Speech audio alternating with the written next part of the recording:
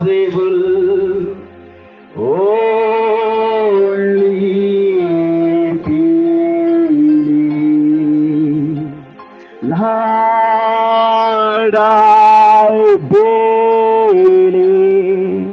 My Lord, I believe. And all things are possible.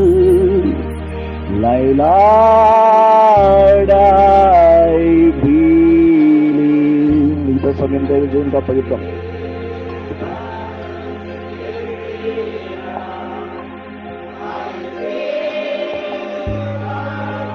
Is here all things are possible. I think this is పరిశుద్ధ కలిగిన తండ్రి, ఈ సాయంకాల సమయంలో మరొకసారి మీ దగ్గరికి వస్తున్నా. మాతో మాట్లాడండి.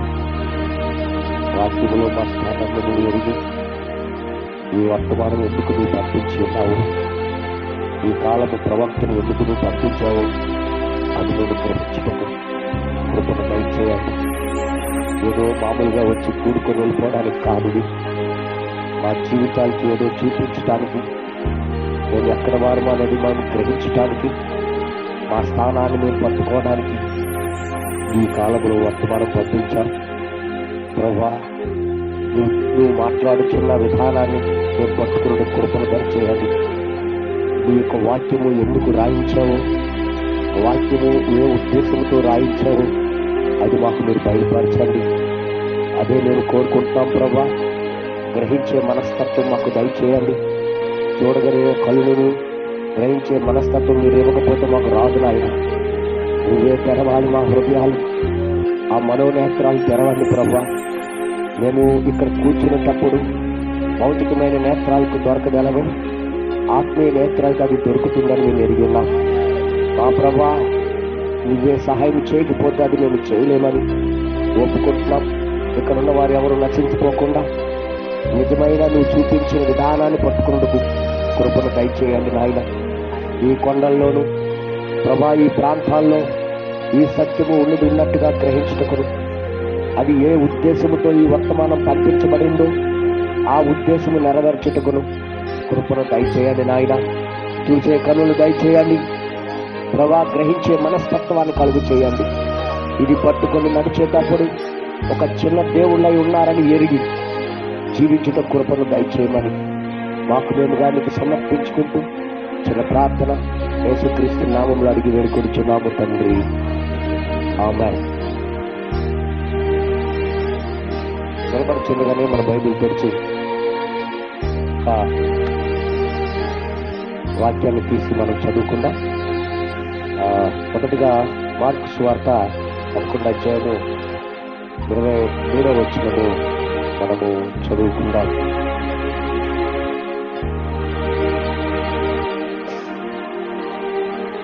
క్షమించండి, 20వ వచనము నుండి 23వ వచనం వరకు, 20 నుండి 23వ వచనం వరకు చదువుదాం. అలాగే ఆ తర్వాత మత్తయి సువార్త 14వ అధ్యాయము మరి 28, 29 కూడా మనం చదువుకుందాం. 2 చోట్ల నుండి మనం చదువుదాం. మొదటిగా మార్కు సువార్త 11వ అధ్యాయము 20వ వచనం నుండి 23 చదవండి తొందరగా. పొద్దున్న వారు మార్గమున పోతుండగా ఆ అంజూరపు చెట్టు వేళ్ళ మొదలుకొని ఎండి చిచ్చుడు. అప్పుడు పేతురు ఆ సంగతి జ్ఞాపకమునకు తెచ్చుకొని, బోధకుడా, ఇదిగో నీవు శపించిన అంజూరపు చెట్టు ఎండిపోయినని ఆయనతో చెప్పాను. అందుకు యేసు వారితో ఇట్లనెను, మీరు దేవుని యందు విశ్వాసముంచుడి. ఎవడైనను ఈ కొండను తెచ్చి నీవు ఎత్తబడి సముద్రములో పడవేయమని చెప్పి తన మనస్సులో సందేహింపక తాను చెప్పినది జరుగునని నమ్మిన ఎడల వాడు చెప్పినది జరుగునని నీతో నిశ్చయముగా చెప్పుచున్నాను. అలాగే మత్తయి సువార్త 14వ అధ్యాయము 28, 29 వచనాలు మనము చదువుకుందాం.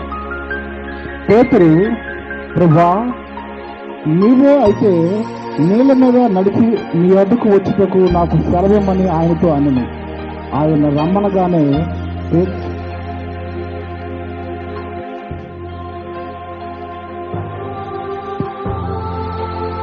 రమ్మనగానే పేతురు దోణి దిగి యేసు వద్దకు వెళ్ళుటకు నీళ్ల మీద నడిచెను గాని గాలిని చూచి భయపడి మునిగిపోసాగి, ప్రభువా నన్ను రక్షించమని కేకలు వేశాను.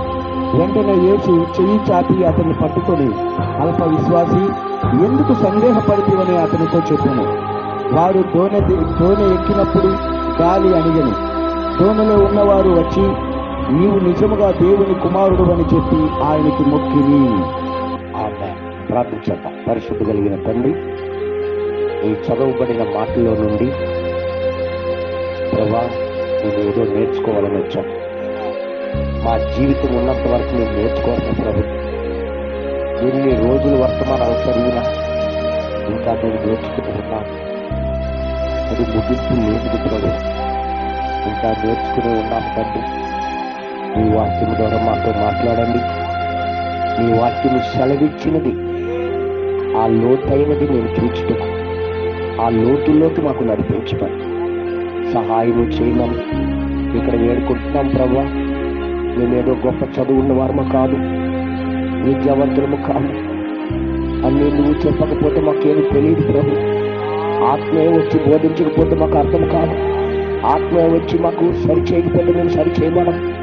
ఆ పరిశుద్ధాత్మే మాకు నడిపించలాగన నీ ఆత్మ వచ్చి మాతో మాట్లాడుతూ కృపను దయచేసి ప్రభువైన యేసుక్రీస్తుకి మహిమ దొరుకులాగన ఆయన రాజ్య సంబంధులుగా మేము జీవించుటకు మీరే సహాయం చేసి నడిపించడం.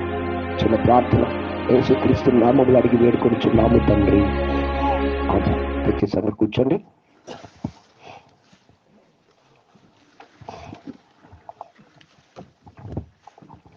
దేవుడి నామానికి మహిమ కలుగును గాక. హల్లెలూయా.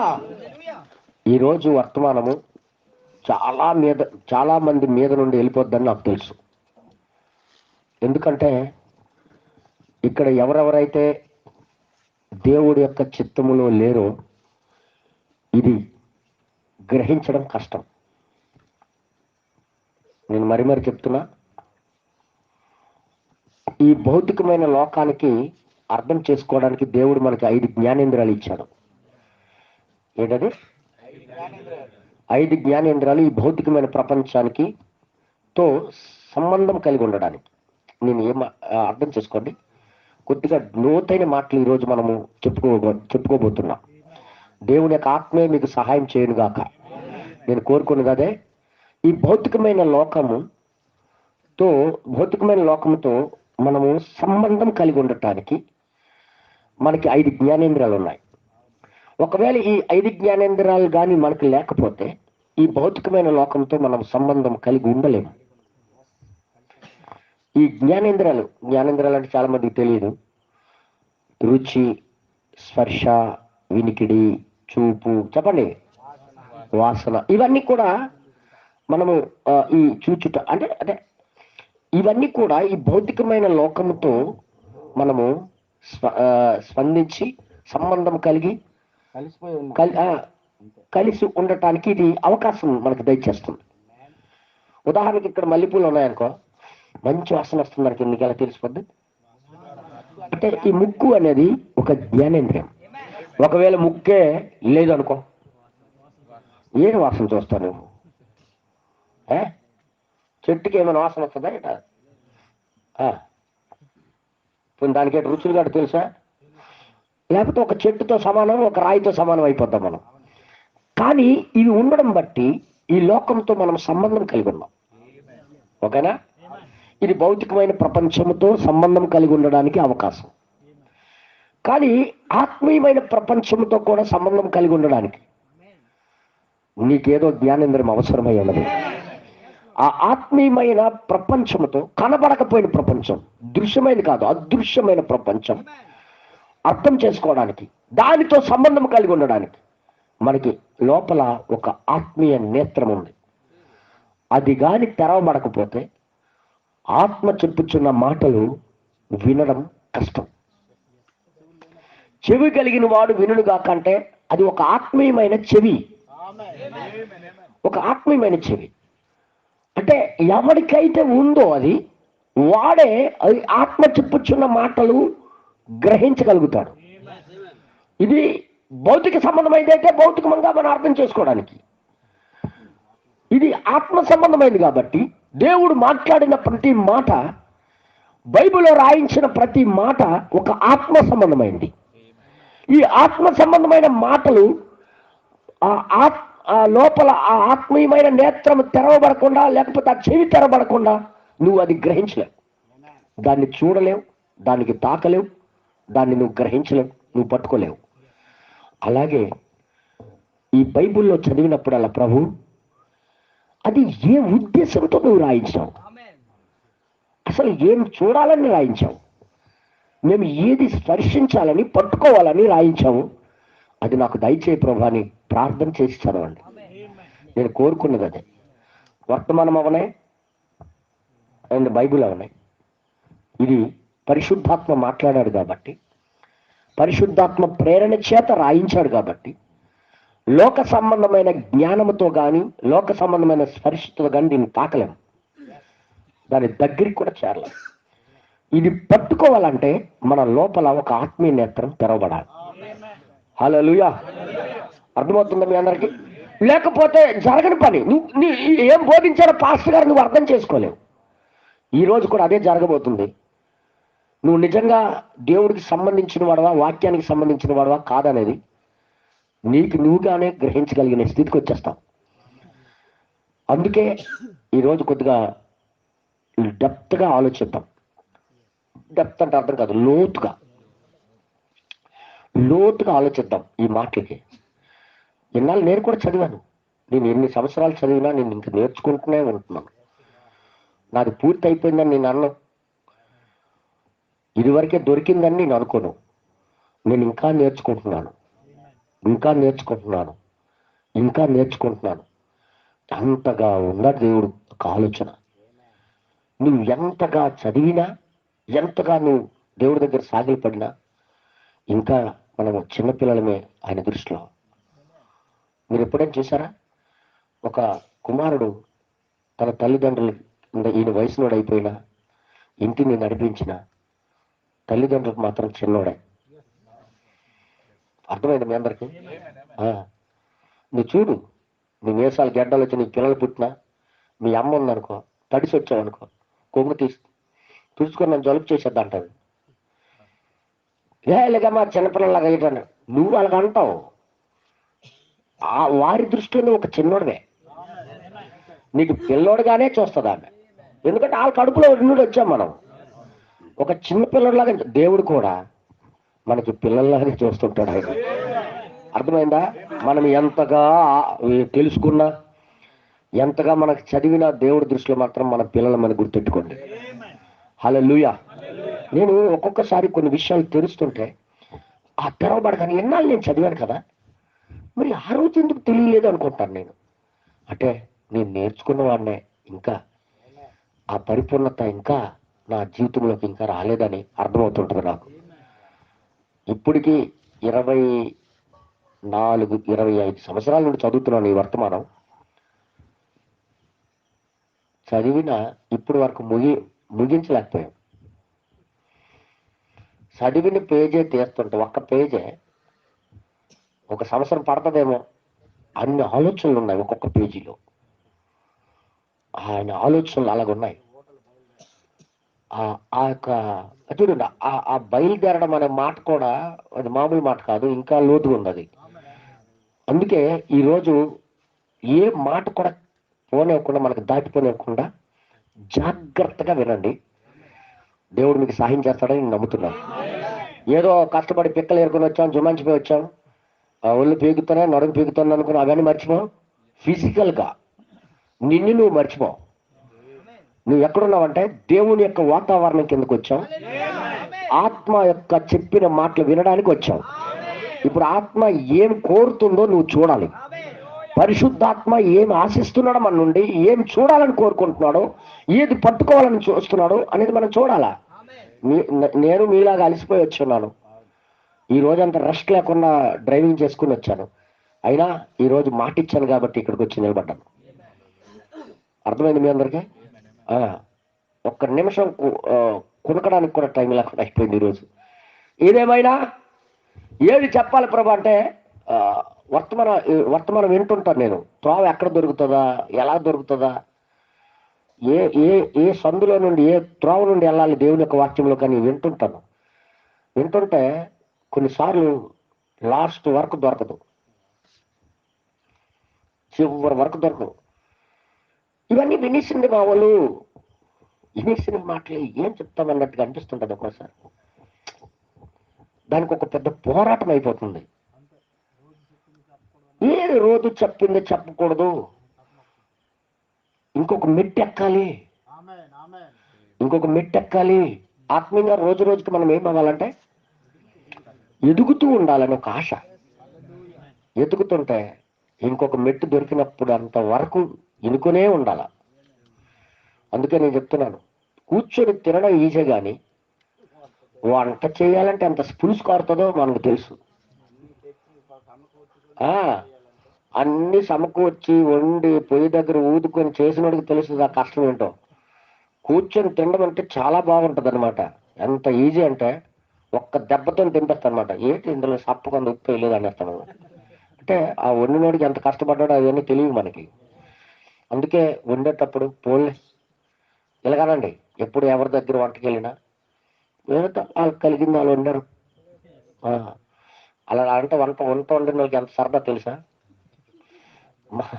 మా గురినే మాట్లాడుతున్నాడని. మీ ఇంట్లో కూడా మీ ఆడపిల్లలు కష్టపడుతున్నప్పుడు తిట్టికండి. దాని వెనకాల ఎంత శ్రమ పడ్డారో, దాని వెనకాల ప్రయాసపడి ఉంటుంది. ఉప్పు ఒకవేళ అగస్ట్ అయిపోయింది, ఏదో మైండ్లో వేసింది అనుకుని అడ్జస్ట్మెంట్ అయిపోతున్నారు అనుకో, గొడవలు లేవు. అర్థమైంది మీ అందరికీ? అయితే వాక్యం మాత్రం అలాంటిది ఏమి ఉండదులేండి. ఉప్పు తక్కువ, ఉప్పు ఎక్కువ గట్ట అయిపోతుంది, సమానంగా ఉంటాయి. ఎందుకంటే మనుషులు కాదు కదా వండేది, దేవుని ఆత్మ వండుతుంది కాబట్టి కరెక్ట్గా ఉంటుంది. హల్లెలూయా. ఈరోజు మీ తలంపులని కూడా ఒక్కసారి దేవుడు ఏం ఆశిస్తున్నాడు అనేది చూడడానికి ప్రయత్నం చేయండి. మీ తలంపులను ఎలా మారిపోవాలి?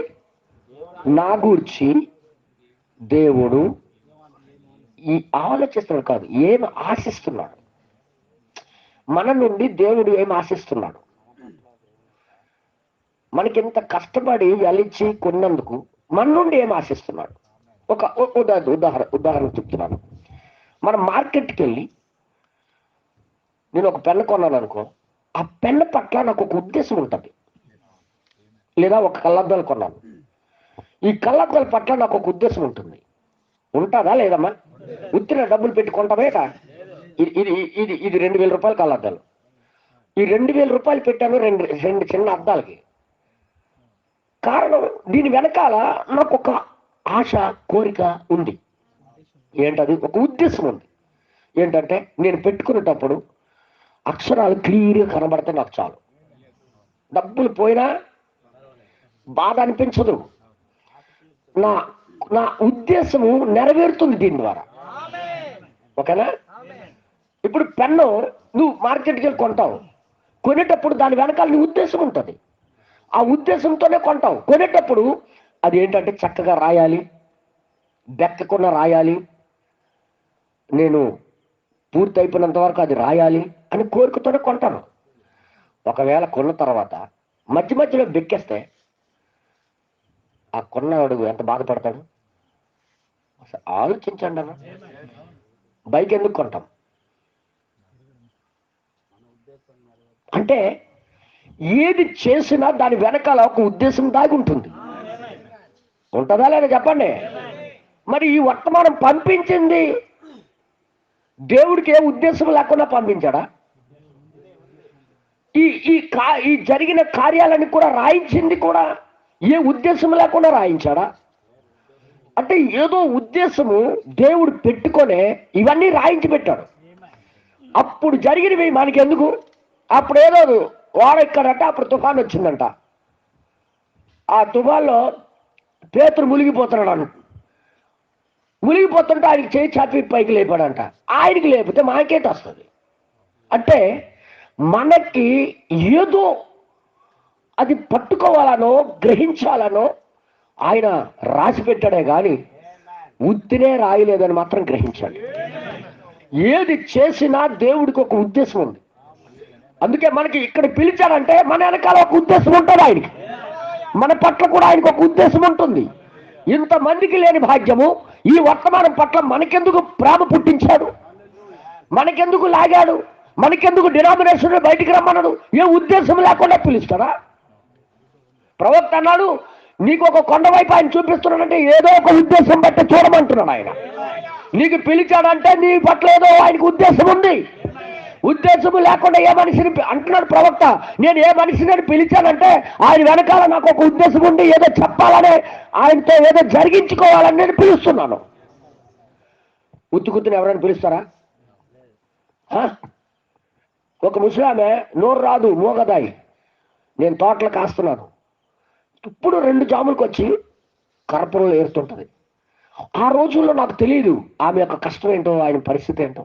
వెనక ముందు ఎవరు లేరు, ఆమె పొలం ఏరుకొని ఆమె కష్టపడి వండుతుండేది. నేను మాత్రం తిట్టుకునేవాడిని ఆమెకి.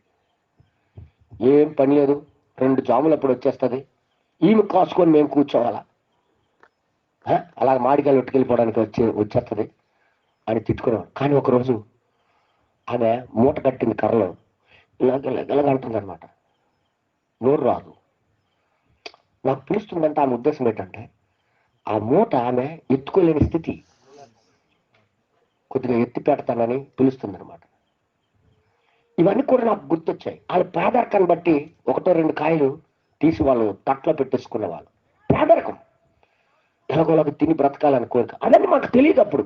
మా మాడికాయలు తీసేస్తామని బాధ, కానీ ఆ తట్ట లాగేసేవాళ్ళమి, ఆ కర్రలు జల్లిసేవాళ్ళమి, అవన్నీ తలంచుకొని బాధ కలుగుతుంటుంది ఒక్కొక్కసారి. ఆ పరిస్థితి ఎందుకు వచ్చిందంటే వాళ్ళ పేదరికం వల్ల వాళ్ళకి అలా చేసింది. ఎంత పొరపాటు చేశాను ప్రభు అని ఈ వర్తమానం చదివినప్పుడల్లా అవి గుర్తొస్తుంటాయి. ఎప్పుడు, ఎక్కడ 40 సంవత్సరాల క్రితం, అంటే 37-35 సంవత్సరాల క్రితంవి. అంటే ఆమె పిలిచినప్పుడు ఒక ఉద్దేశంతో పిలుస్తుంది, కానీ నేను వెళ్ళలే. ఎందుకు పిలుస్తుందంటే ఇలాంటి దానికి వెళ్ళకూడదు. 2 జాములప్పుడు వచ్చేసి మాడికాయలు అలాగ 2-4 కాయలు తెంపుకొని వెళ్ళిపోవడానికి వస్తుంటుంది అనుకునేవానే. కానీ ఆమె పేదరికమే ఆమెకు అలా నడిపించి కర్రలు ఏరుకున్నట్టుగా చేసి బ్రతుకు తెరువు కోసం ఆమె పడుతున్న ప్రయాసం అని అప్పుడు తెలియదు. తిట్టుకునేవాడిని. కానీ ఆమె వచ్చింది కూడా ఒక ఉద్దేశం కొరకు వచ్చేది. మన మాడికాయలు దొంగతనం కోసం కాదు. ఏదో ఒకలాగా కర్రలు ఏరుకుని నాకు ఎవరు పెట్టేవాళ్ళు లేరు. ఆలోగా మామిడిపల్లి, బగినపల్లి పళ్ళు, సోనరాపల్లి ఏదైనా పడితే ఆకలి తీర్చుకోవాలని ఆమె ఏరుతున్న పుల్లల దగ్గర దొరికితే అది తీసుకునేదాన్ని. అలాగెందుకు తీయాలి మాకు చెప్పకుండానే బాధే, కానీ ఆ ఆకలి అలాగ చేస్తుంది. బైబిల్లో రాయబడింది, ధర్మశాస్త్రంలో రాయబడింది, ఎవడైనా సరే ఆకలి కొంటే వాడి చేయని అవసరం లేదు, వాడి కాకపోవచ్చు, ఎవరిదో కావచ్చు ఆ చేయని, ఆ ఆకలి తీర్చుకోవడానికి తినొచ్చు అని బైబిల్లో ఉంది. అవన్నీ మాకు తెలియదు. ఆకలి కోసం పేర్కొనేది, కానీ మాకు తెలియదు. తిట్టే వాళ్ళం కానీ, తిట్టుకునే వాళ్ళం, గసిరిసే వాళ్ళం కానీ, ఈ ప్రణాళికలన్నీ మాకు తెలియదు. కానీ దేవుడు ఉద్దేశం తెలిసిన తర్వాత ఒక స్టాండర్డ్కు మనం రావాలి. అర్థమైంది మీ అందరికీ? మీ తోటలో పడి ఎవరైనా సరే కక్కుర్తి పడితే ఏమనకండి, వదిలేండి. తిన్నలే అని వదిలేండి. గొడవ పడకండి. దేవుడు మనకి ఇంకొక త్రోవలు ఇస్తాడు. అర్థమైందా? యేసయ్య తన శిష్యులు కూడా పొలం పడి వెంబడి వెళ్తుంటే కొన్ని ఆకలి కొన్ని పొట్టలు ఏరుకొని తింటారు. నేను ఎందుకుంటాను, ఇంకొక పొలంలో ఏరుకుంటుంటే ఎందుకు యేసు వీటి అనలేదు శిష్యుల కంటే, దేవుడు నియమించింది ఆ చట్టం. పేదోడికి, ఆకలి గుంపులకి అవకాశం, ఆకలి పుడుతుంది, తినాలనిపిస్తుంది. అలాంటప్పుడు మనం ఏమి అనకూడదు. ఎప్పుడైతే నేను తెలుసుకున్నానో అప్పటి నుంచి పోలే అంటాం. అర్థమైంది మీ అందరికీ? అంటే ఏది చేసినా దాని వెనకాల ఒక ఉద్దేశం ఉంటుందరా. నేను అంటాను, ఇప్పుడు మేము చదివిన లేఖనాల వెనకాల కూడా దేవుడు ఒక ఉద్దేశం మనం కనుక్కోవాలని మనకి రాశాడని మీరు నమ్ముతున్నారా? అలాగైతేనే పాఠం మీకు అర్థమవుతుంది. ఈరోజు ఒకటే మైండ్తో ఉండండి. దేవుడు నా పట్ల ఏమి ఆశిస్తున్నాడు, ఏమి ఉద్దేశిస్తున్నాడు, అంటే మన పట్ల ఆయన ఉద్దేశం ఏంటి అనేది చూడాలని ఉందా? మీకు జస్ట్ చూపిస్తాను. ఇంటికి వెళ్ళి మీరు మనన చేయండి, ధ్యానించండి. ఎన్నో విషయాలు దేవుడు మీతో మాట్లాడతాడు. నాకు నమ్మకం ఉంది, పరిశుద్ధాత్ముడే మీకు సహాయం చేయను గాక. దీని విషయమే చదువు అవసరం లేదు. చదువు ఉంటేనే దీన్ని గ్రహిస్తాం అనుకోకండి. చదువుతో సంబంధమే లేదు. ఇది పరిశుద్ధాత్మకి సంబంధించింది. ఇది పరిశుద్ధాత్మకి సంబంధించిన దానికి చదువుతో సంబంధము లేదు. నువ్వు విని మనసు పెడితే చాలు. దేవుని ఆత్మ నీకు నీ హృదయం తెరిచి, నీ లోపల మనోనేత్రంతో తెరిచి ఆ ఆత్మీయమైన దాన్ని స్పందించేటట్టుగా చేయగలడు ఆయన. అర్థమవుతుంది మీ అందరికీ? అందుకే కొద్ది నిమిషాలు మనము వాక్యం వెంబడి తుంగి చూద్దాం. నేను ఎన్నోసార్లు చదివిండే అవి మనం ఇంతకుముందు చదవలేదే అంట, మనకు తెలీదా?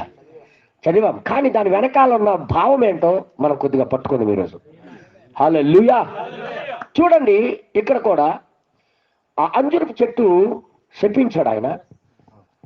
మరలా వచ్చేసరికి ఎండిపోయి ఉంది. అవును. అక్కడ ఏదో మాట్లాడుతున్నాడు ఆయన. ఏం మాట్లాడుతున్నాడు? ప్రొద్దున్న వారు మార్గమున పోచుండగా ఆ అంజూరపు చెట్టు వేళ్ళు మొదలుకొని ఎండి ఉండుట చూచిరి. నాకు తెలియక అడుగుతాను, ఇది ఆయన పలికితే జరిగింది అది. అవును. ఆ చెట్టు పట్ల ఈయన పలికాడు. ఒక మానవుడిగా ఉండి దేవుడు పలికాడు. ఈ పలికినప్పుడు ఈ చెట్టు ఏమైపోయింది? ఎండిపోయింది. మరలా ఇంకా శిష్యులకి అక్కడికే తీసుకెళ్ళాడు. అంటే మొత్తం ఈ డ్రామా తనకు నమ్మిన ప్రజలు ఏదో చూడాలనుకుంటున్నాడు ఆయన.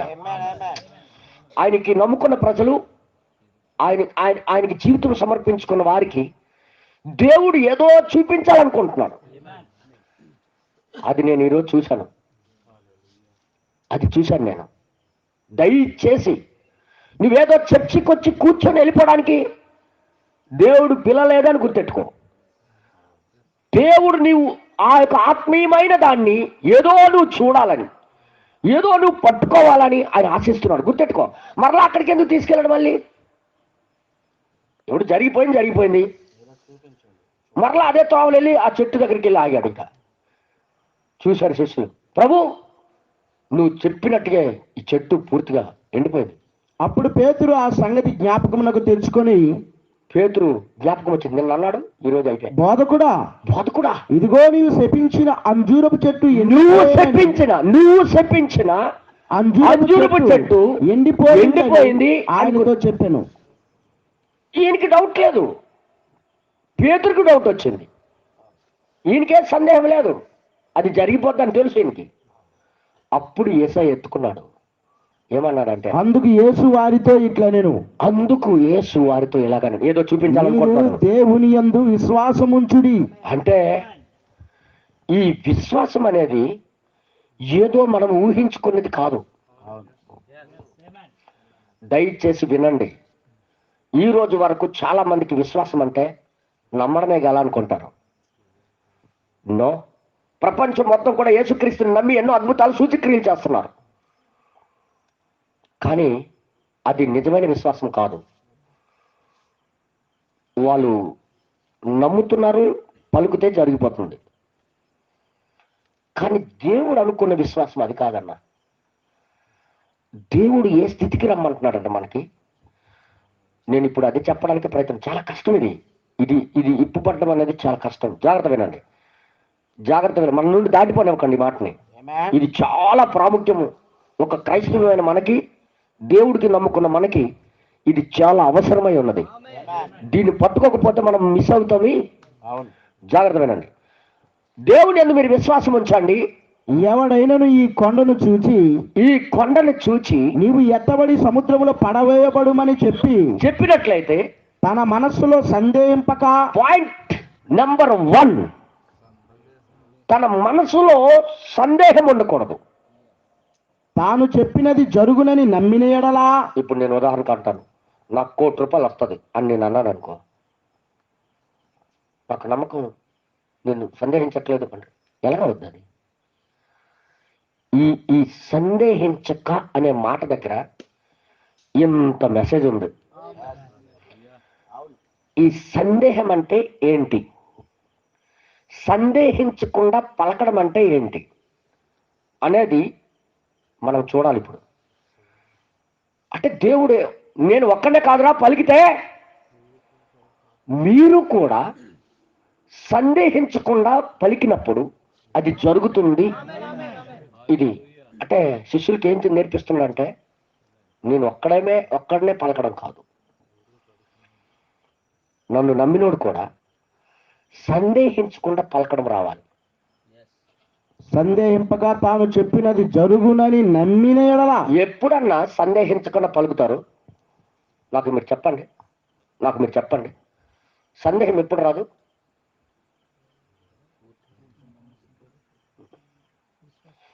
దాని కెపాసిటీ నీకుంది అని నీకు తెలిసినప్పుడు. చెప్పండి రా, దాని యొక్క సామర్థ్యత మీకు ఎలాగుంటది? ఇప్పుడు నీకు ఆ సామర్థ్యత నీ దగ్గర ఉంది అని నీకు తెలియకుండా నీకెక్కడ సందేహం ఉండదు? దొరుకురాదా? ఛార్జీలు ఉన్నాయా లేదని లేకపోతే బస్సు ఎక్కిపోయి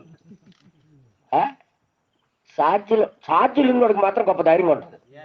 రానే, నా దగ్గర 500 ఉంది, పార్తపురంగా 50 రూపాయలు, పెద్ద విషయం ఏంటి? కాలు ఊపుకొని కూర్చుంటావు, ఇయర్ ఫోన్స్ పెట్టుకొని పాటలు వింటావు. ఎందుకు నీకు డౌట్ రావట్లేదు? కండక్టర్ దించేస్తాడని, మధ్యలో ఆపేసి దించేస్తాడని నీకు అసలు భయం లేదేంటి? ఆ బలం ఉంది. అంటే శిష్యులకి ఏం నేర్పిస్తున్నాడు అంటే దేవుడు, నాలాగే మీరు కూడా సందేహం లేకుండా, ఈయన ఎలా పలకగలిగాడు సందేహం లేకుండా? ఇది నెంబర్ 1 పాయింట్.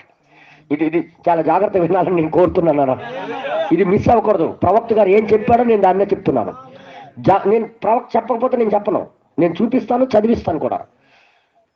ఈయనకి ఎక్కడి నుండి సందేహం లేకపోయిన పలుకు వచ్చేసిందన్న అంటే, ఈయన గూర్చి రాయబడిన మాట ఈయనకి తెలుసు.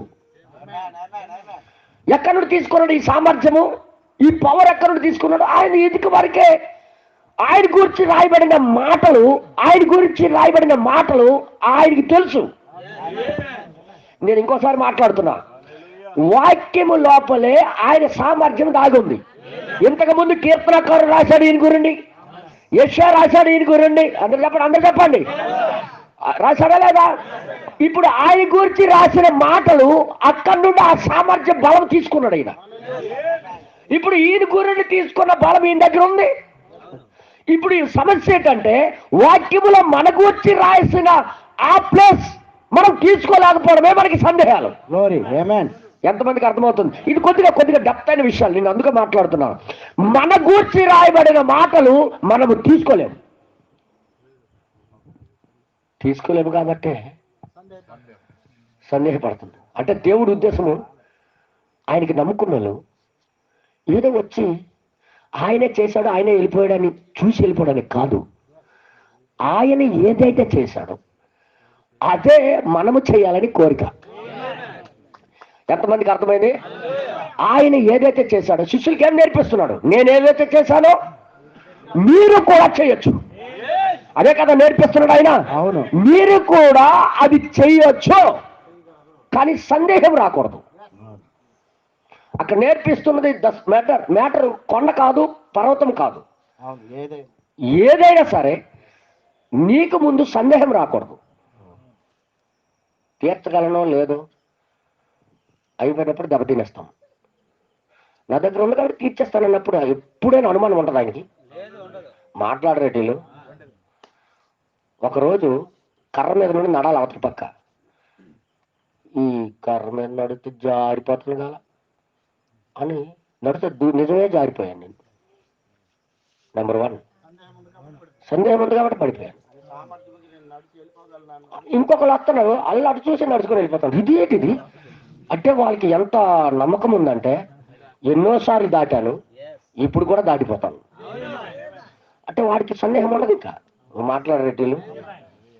కానీ దేవుడు కూడా తన ప్రియమైన ప్రజలకు ఏం నేర్పిస్తున్నాడంటే, నేను ఎలాగైతే సందేహించకని పలికాను, ఆయనకి సందేహం రాకపోవడానికి కారణం ఏంటంటే ఆయన తన గూర్చి రాయబడిన మాటల నుండి ఆ శక్తిని తీసేసుకున్నాడు.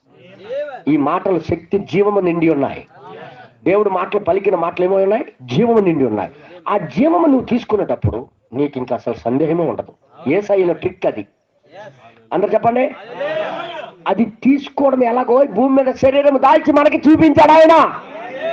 అర్థమవుతుందా? ఈ రోజు బైబిల్ చదివేటప్పుడు మనుషులు అలా గాని తీసుకుంటే, ఇదిగో నా వాక్యంలో నా స్థానం ఇది, ఇది నాది, నేను చేయగలను అని ఎప్పుడైతే నువ్వు తీసుకుంటావో నీకు ఆపేది ఏది లేదన్నా. హల్లెలూయా. అర్థమవుతుందా మీ అందరికీ? అంటే మనం నమ్ముకున్న వాడికి ఏంటి బెనిఫిట్ అంటే, ఆయనలాగా మనము కూడా మన స్థానాన్ని మనము ఎతికి తీసేసుకోవాలి. అందుకే సత్యమైన దగ్గరికి వెళ్ళినా ఆయన ఏ మాత్రం సందేహించట్లే. 4 రోజులు కుళ్ళిపోయిన శవం దగ్గరికి వెళ్ళి ఎంతైనా లోపల సందేహం లేదు ఆయనకి. ఎందుకో తెలుసా? ఎందుకు పంపబడ్డాడో ముందే రాశాడు. గుడ్డోడు దగ్గరికి వెళ్ళి సందేహించట్లే, గుడ్డోడు దగ్గరికి వెళ్ళి సందేహించట్లే. నువ్వు బాగుపడాలనుకుంటావా? వేసినాడు అంటున్నాడు. నీ డేరింగ్ ఏంటంటే వాక్యములో ఆ సామర్థ్యం, ఆయన గూర్చిన రాయబడిన ఆ మాట, ఆ సామర్థ్యాన్ని తీసేసుకున్నవాడు. ఇది నా గురినే రాయబడింది, నా గురినే నేను రాయించాను, ఇప్పుడు నేనే పెట్టాను అక్కడ డబ్బులు, నా దగ్గరే ఉంది అది. అందుకే వాళ్ళు ట్యాక్సీ అడిగినప్పుడు గేలమయ్యు ఆ చేప కడుపులను బంగారం ఉంది పట్టుకొని వచ్చి కట్టి అంటున్నాను. ఇది దాచినట్టు కదా. అంటే ముందే ఆయన తన గురుండి ఏం చేస్తాడో ఏం లేదనేది చూశాడు. చూసినోడికి ఏం ధైర్యం చెప్పండి రా. నేను ఎలా చెప్తానో మీకు ఇంకెలా చెప్తాను. ఎప్పుడైనా చూసాను రిజర్వేషన్ ఎప్పుడైనా చేయించుకున్నా ట్రైన్లో? చేయించుకునేటప్పుడు మీకు పలానా షీటు, పలానా బోగి, పలానా టికెట్, బెర్త్ అనుకొని మెసేజ్ వచ్చింది. నువ్వు చూసావు, నీకు ఇంకేం సందేహం ఉంటుందా పెట్టి ఎక్కడానికి? అదేమి ఆల్రెడీ నీ గురించి సీట్ కన్ఫర్మ్ అయిపోయింది, నీకు తెలిసిపోయింది. అప్పుడు ఏ సందేహం లేదు. ఎవడు పడుకున్నా ఎవరు నువ్వు, నెంబర్ నాది, నో టెన్షన్.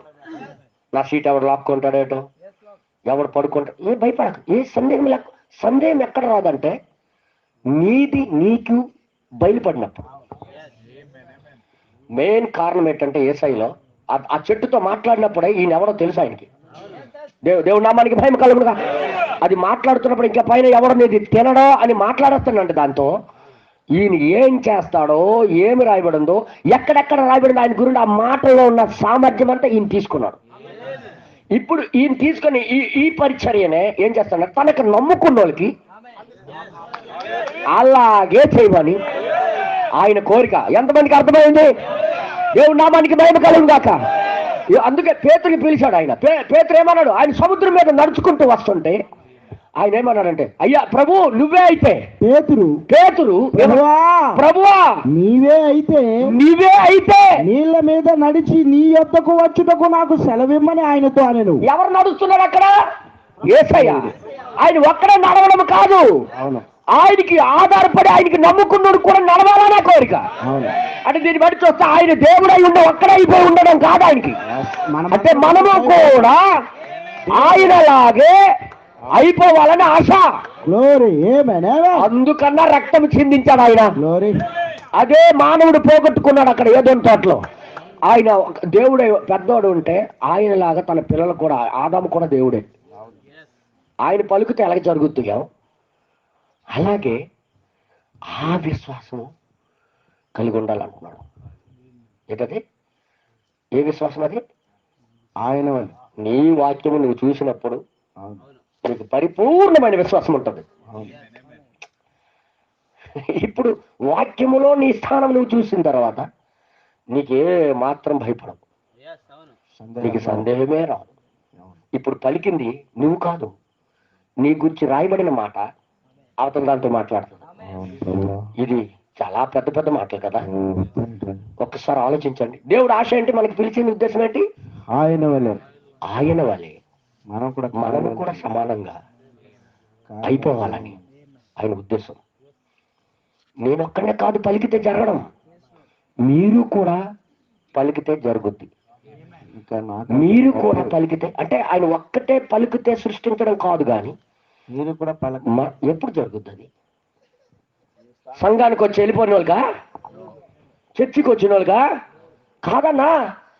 బైబిల్లో నీ స్థానము నువ్వు గుర్తించినప్పుడు, నీ మాటలు నువ్వు గ్రహించినప్పుడు, నీ గుర్తే ఇది రాయబడింది, ఇది నాదే అనే ఆ స్థానం నువ్వు తీసుకుంటావు చూడు, ఆ పొజిషన్ తీసుకుంటావు చూడు, ఇంకెదురు లేదన్నా. అప్పుడు ధైర్యం వస్తుంది. ఆ స్థానం తెలియకుండా చర్చికి రావడం పోవడం, చర్చికి రావడం ఏమి చేసేది లేదు, పొందుకునేది లేదు. దీనికి స్పందించాలంటే నీ మనోనేత్రాలు తెరవబడాలి. బ్రహ్మానంద గారు ఒక దగ్గర అన్నారు, ఆయన రోగుల దగ్గరికి వెళ్ళేటప్పుడు ఏసయ్య ఏ రోజు తడబడలేదు. చెప్పండారా? అవును. ఒకరోజు శవము ఎదురైపోయింది. ఒక్కగాని ఒక కొడుకు చనిపోయాడు. తల్లి ఏడుచుకుంటూ తీసుకెళ్తున్నారు శవం. ఈయన వెళ్తున్నాడు. నైనాను అనే ఊరు ఎదురైపోయాడు. ఎందుకమ్మ ఏడుస్తాడు? నీ కొడుకు చావలేదు, బతుకున్నాడు అని చెప్పగానే వాడు ముట్టుకొని లేచి వెళ్ళిపోయాడు. ఏంటి ఇందులో ఉన్న ధైర్యం ఏంటి అసలు? యాయిరు కుమార్తె చనిపోయింది, వార్త వచ్చింది, చనిపోయినా నీ కూతురు చావలేదు, నిద్రేస్తున్నాను అనడం. ఏది చూసి అంటున్నాడు? ఆయన గూర్చి ఏ ప్రవక్త రాశారో అక్కడి నుండి తీసేసుకున్నాడు ఆయన. అలాగ మనము తీసుకోగలిగితే ఎక్కడి నుండి పరిపూర్ణ విశ్వాసం వచ్చి వెళ్ళిపోతామన్నా. పరిపూర్ణ విశ్వాసం వచ్చినంత వరకు సంఘం ఎక్కడ మూలుగాలి, ఎక్కడ ఏడాలి, ఎక్కడే మొరపెట్టాలి, ఎక్కడే శత్రువు చేత నలగొట్టబడుతుండాలి. ఇశ్రాయేలు వారికి విమోచకుడు 30 సంవత్సరాల ముందే పంపించేశాడు. వారు సరైన స్థానం తీసుకోకపోయేసరికి మరొక 30 సంవత్సరాలు అక్కడ లేట్ చేశాడు. అక్కడ ఎత్తమాట ఎందుకు లేట్ అవుతుంది? ఒక విశ్వాసాన్ని నమ్ముతున్నారు, వర్తమానంలో ఉన్నామని చెప్తున్నాం, కానీ వర్తమానం మన గురించి ఏం చెప్తుందో అనేది గ్రహించలేని స్థితిలో మనం ఉన్నాం. ఇప్పుడు వధువు అంటున్నావు, భార్య అంటున్నావు, ఆయనకున్న పవరే మనకుంది అంటున్నావు. ఏది అరే యార్, నీ గురించి రాసింది నువ్వు దాంట్లో అక్కడ సామర్థ్యం పడి ఉంది. అది తీసుకున్నంత వరకు అది నీది కాదు. అది తీసుకుంటేనే నీ దగ్గర పనిచేయడం ప్రారంభిస్తుంది. అది యేసయ్య ఆయన గురించి రాసిన ప్రతి మాట అక్కడి నుండి సామర్థ్యం తీసుకున్నాడు ఆయన. అందుకే దయ్యాలు వణికిపోయాయి. దేవుడు ఏదైతే పలికి ఉన్నాడో అది అక్కడ సామర్థ్యం తీసుకున్నప్పుడు ఒక్కదానితోనే భయపడుతుంది దయ్యం.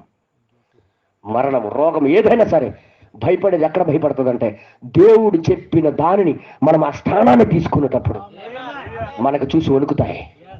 హల్లెలూయా. పేతురు అడిగాడు, నేను కూడా నడచా అంటే, ఒరే నాన్న, నేను వచ్చిందే దానికోసం, నేను వెళ్ళిచ్చిందే దానికోసం, నేను సిలువలో మీ కొరకు చనిపోయిందే దానికోసం, మీరు నాలాగా మారాలని నేను వస్తే మనం ఏదో కథలాగా చదువుతుంటాం. యేసయ్యకి నమ్ముకున్న నీళ్ళ మీద నడిచారు తెలుసా అని ఇతరులకు చెప్పడానికి. కానీ మనము ఆ స్థానాన్ని గ్రహించి అది నా పట్ల కోరుతున్నాడని ఎరగాలని, మనం చూడాలని ఇవన్నీ రాయించాడని గ్రహించండి. హల్లెలూయా. దేవుడు కోరిక అసలు తెలుసా? దేవుడు మనసు మీకు ఇప్పుడు ఇప్పిసి చదివించారంటే మీరు ఆశ్చర్యపోతారు. ఆయన మన పట్ల మనసు ఏంటో మీకు చదివిస్తారు. గాబరపడకండి. అసలు ఏం ఆశిస్తున్నాడో మన నుండి, ఏం కోరుకుంటున్నాడో మన నుండి, ఎందుకు నీకు రమ్మంటున్నాడో, ఏది నీ పట్ల చేయాలనుకుంటున్నాడో ఒక్కసారి చూడండి. ఏ ఎమ్మెల్యే నీకు పిలిచినా ఓట్లేసి ఆయన పెద్దోడు అవ్వాలనుకుంటాడు, కానీ మన దేవుడు మాత్రం ఆయన లాగా చేసేదాన్ని. ఏ ఎమ్మెల్యే అయినా తన సీట్ ఎత్తదేట అడుగు, మేడం గారు మీరు దీపండి మేము వెళ్తాం అనగాను, నీకు ఎలా లేపియాలో అలా లేపించేస్తారు. కానీ మన దేవుడు అలాంటి కాదు. మనకి ఆయన సీట్లో కూర్చోబెట్టడని, మన గురించి ఆయన చనిపోయాడని. ఎవరైనా ఉన్నారా ఇలాంటి రాజకీయ నాయుడు? అందుకే ఆయన రాజ్యము లాంటి రాజ్యమే లేదు. ఆయన రాజ్యము లాంటి రాజ్యం లేదన్నా. ఆయన లాంటి స్వభావం ఈ ప్రపంచంలో ఎవరికి లేదన్నా. ఒక్కసారి ఆలోచించండి. ఆయన లాంటి రాజ్యము లేదు, ఆయన లాంటి గుణము లేదు, ఆయన లాంటి స్వభావం ప్రపంచంలో ఎవరి దగ్గర లేదు. ఒకే ఒక్కడు నిజమైన రాజు, రాజులకు రాజు, మన ప్రభు అయిన యేసుక్రీస్తు. పేతురికి ఏమంటున్నాడు ఆయన? నేను నడవచ్చా అంటే, ఒరే వచ్చింది ఆయన రమ్మనగానే, ఆయన దాని ఉద్దేశం ఏంటి? నువ్వు కూడా నాలాగా ఏమని పిలుస్తున్నాడు చూడండి ఒకసారి. ఎవరైనా రమ్మన్నా, నువ్వు శిష్యుడివి, పాపంలో పుట్టాడు, పాపంలో పెరిగావు, నువ్వు కూడా నడలేవు, అక్కడ ఉండు అనలే. కమాన్, నేను వచ్చిందే నడిచిందే దానికోసం. మీరు కూడా ఇలాగే నడచ్చు. అర్థమవుతుందా? రమ్మనగానే ఏం చేశాడు? పేతురు దోణి దిగి యేసునొద్దకు వెళ్ళుటకు నీళ్ళ మీద నడిచెను గాని. ఆహా, సమస్య ఎక్కడ వచ్చింది? నడిచాడు గాని ఆ పిలిచిన పిలుపు దేవుడు నాకు ఇది చేయడానికే పిలిచాడని మర్చిపోయాడు మధ్యలో. గాలిని చూచి, ఇదేని చూశాడు? గాలిని చూచి, పరిస్థితులను చూసి భయపడి మునిగిపోసాగి, ప్రభువా నన్ను రక్షించమని కేకలు వేసెను. రమ్మని దేవుడే అంటే ఆ పవర్ ఆయన తీసుకుంటే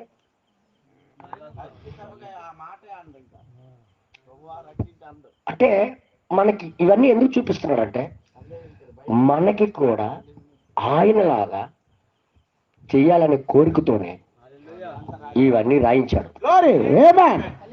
ఎంతమందికి అర్థమవుతుందన్నా? హల్లెలూయా. మీకు వదల్లో దేవుడు మనసులో ఉన్న కోరిక ఏంటో మీకు చూపిస్తాడు. ఆ విశ్వాసం మనకు రావాలని కోరిక, అది పరిపూర్ణమైన విశ్వాసం. ఈ లోకంలో చేస్తున్న అద్భుతాలు, సూచక్రియలు ఆ పరిపూర్ణ విశ్వాసం కూడా కాదు. అది ఆయన నామం ఎత్తగానే జరిగిపోతుంది. బ్రహ్మణం గారు అన్నారు, ఒక విగ్రహం దగ్గరికి వెళ్ళి, ఓ విగ్రహమా నాకు బాగు చేసావు నువ్వే అని చెప్తారు. అది ఆ విగ్రహం బాగు చేయలేదు, వాళ్ళకున్న ఆ దేవుడు చేస్తున్నాడు అని చేసిన మాటకి బాగు అయిపోతున్నారు. దాన్ని పరిపూర్ణ విశ్వాసం అనరు. అందుకే మీ నామంలో అద్భుతాలు చేశాము, సూచక్రియలు చేశాము అంటే అప్పుడు దేవుడు, మీకు నేను ఎరుగను, మీరు ఎవరో నాకు తెలియదు అంటే, ఎవరో నేను ఎరగను అంటే వాక్యంలో మీ స్థానం ఏదో మీకు లేదు.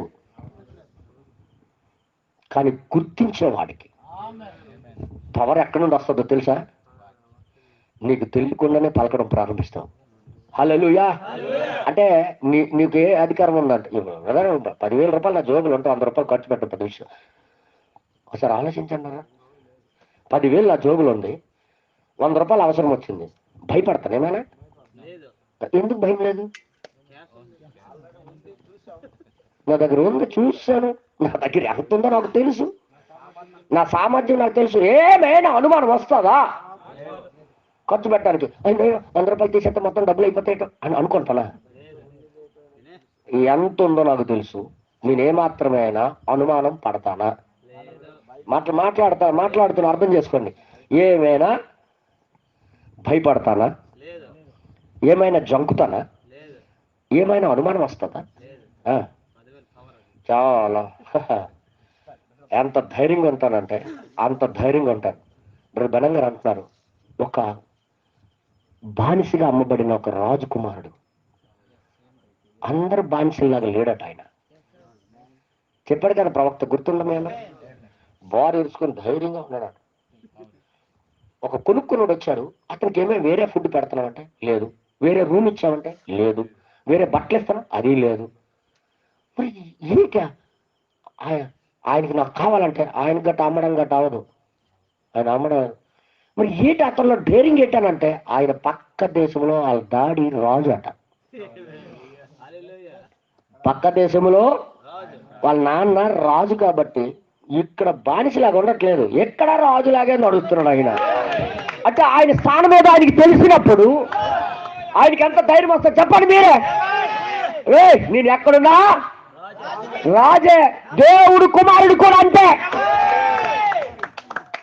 బ్రదర్, మీకు ఎలాగ నేను చెప్పను, నేను ఉదాహరణకి ఏమనుకోకండి, నేను ఒక ఇది చేస్తాను. ఇది ఎంత మా ఆడపిల్లకి తెలియదు, ఇదంతా మరి ఎంత బోండానమ్మా. ఈ బోండాకి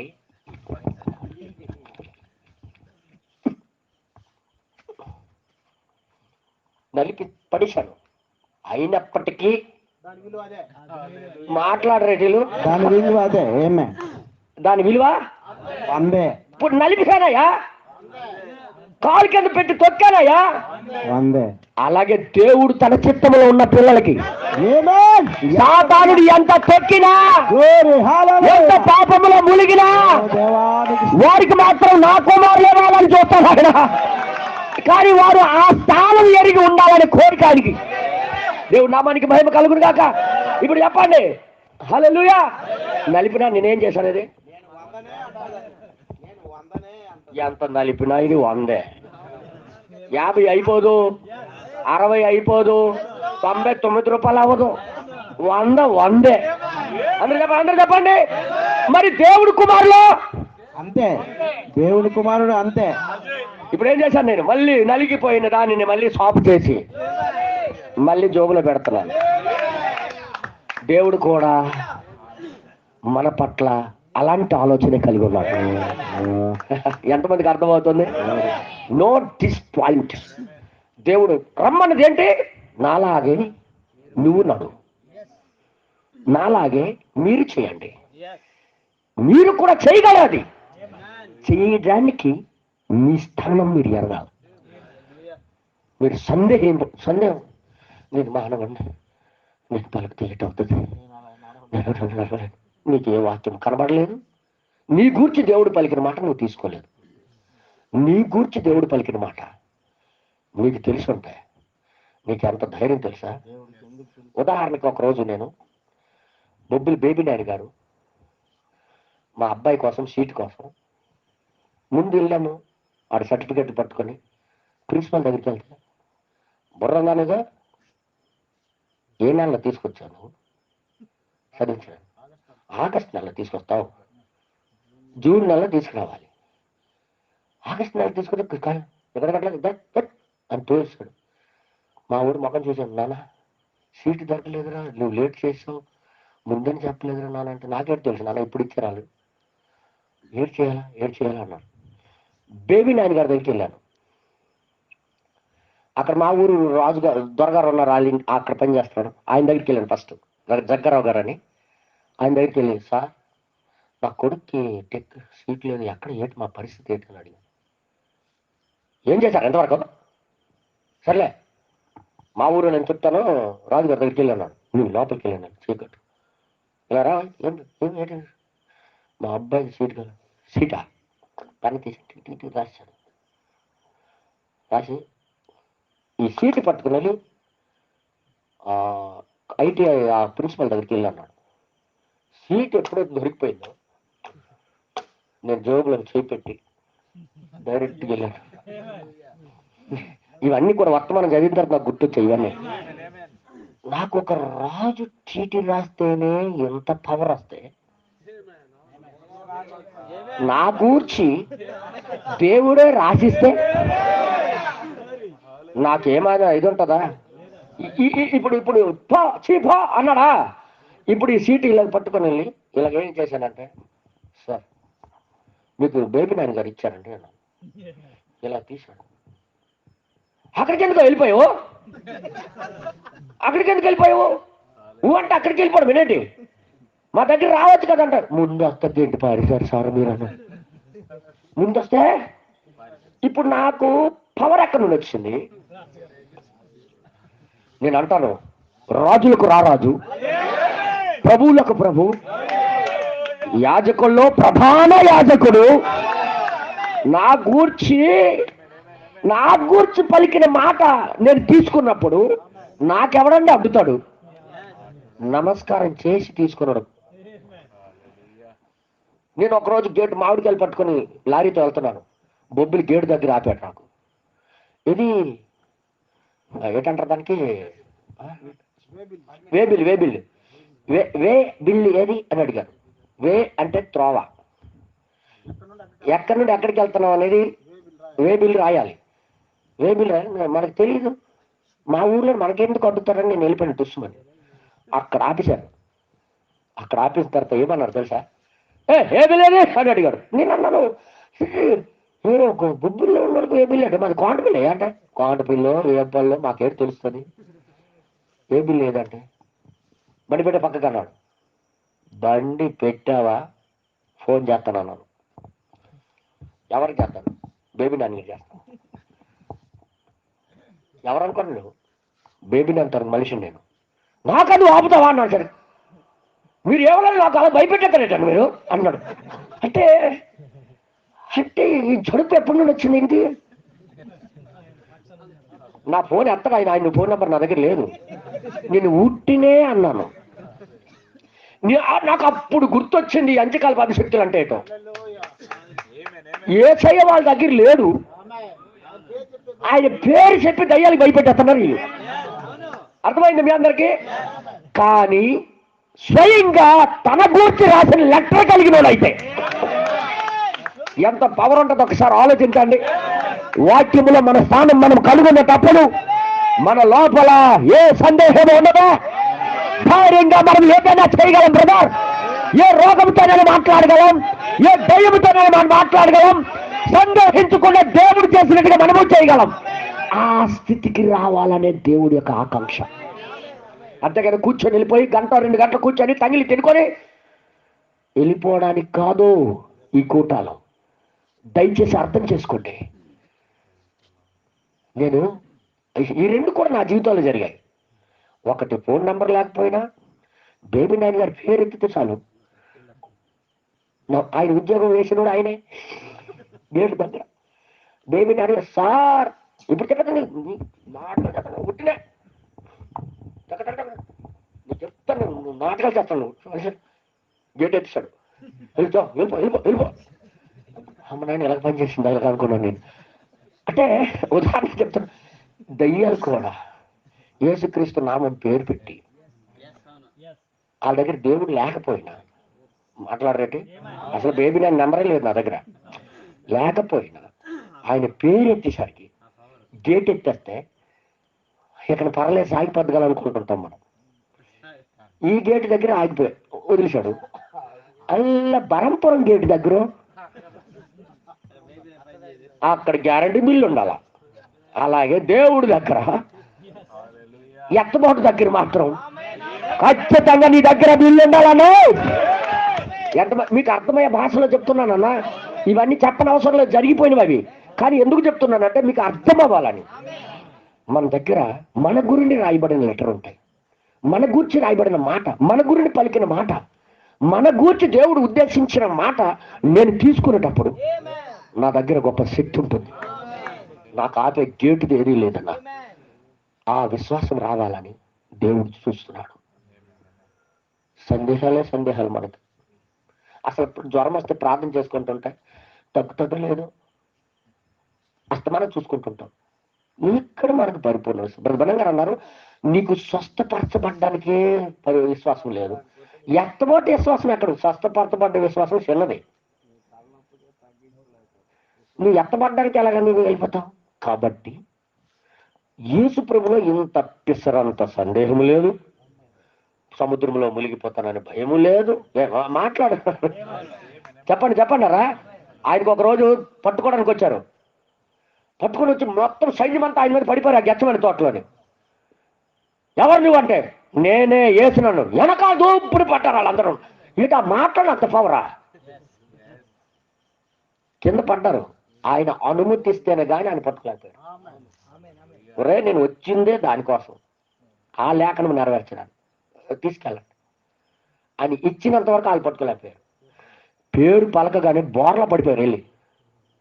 అంటే ఆయన నామం అన్ని నామముల కంటే శక్తివంతమైన నామం. ఆయనకి తెలుసు ఆయన నామం పవర్ ఏంటో. పేరు పెడితే చాలు దయ్యాలు వణుకుతాయి. ఆయన నామములో ఉన్న శక్తి అలాంటిది. అర్థమైంది మీ అందరికీ? అలాంటిది ఆయన నామములో బాప్తిసం తీసుకున్న నీవు నీ స్థానం నువ్వు కనుక్కోపోవడం చాలా ఘోరం కాదా? నేను ఏది మాట్లాడుతున్నా అర్థం చేసుకోండి. ఈరోజు వధువు ఏ స్థితికి రావాలంటే మన గూర్చి పలికిన దేవుడు మాట మనం ఎత్తి పట్టుకోవాలి. నేనేది మాట్లాడుతున్నాను? మోషే గురించి రాసిన లెటర్ పట్టుకుని వెళ్తే ప్రిన్సిపాల్ గజగజగజ వణికిపోయాడు అనమాట.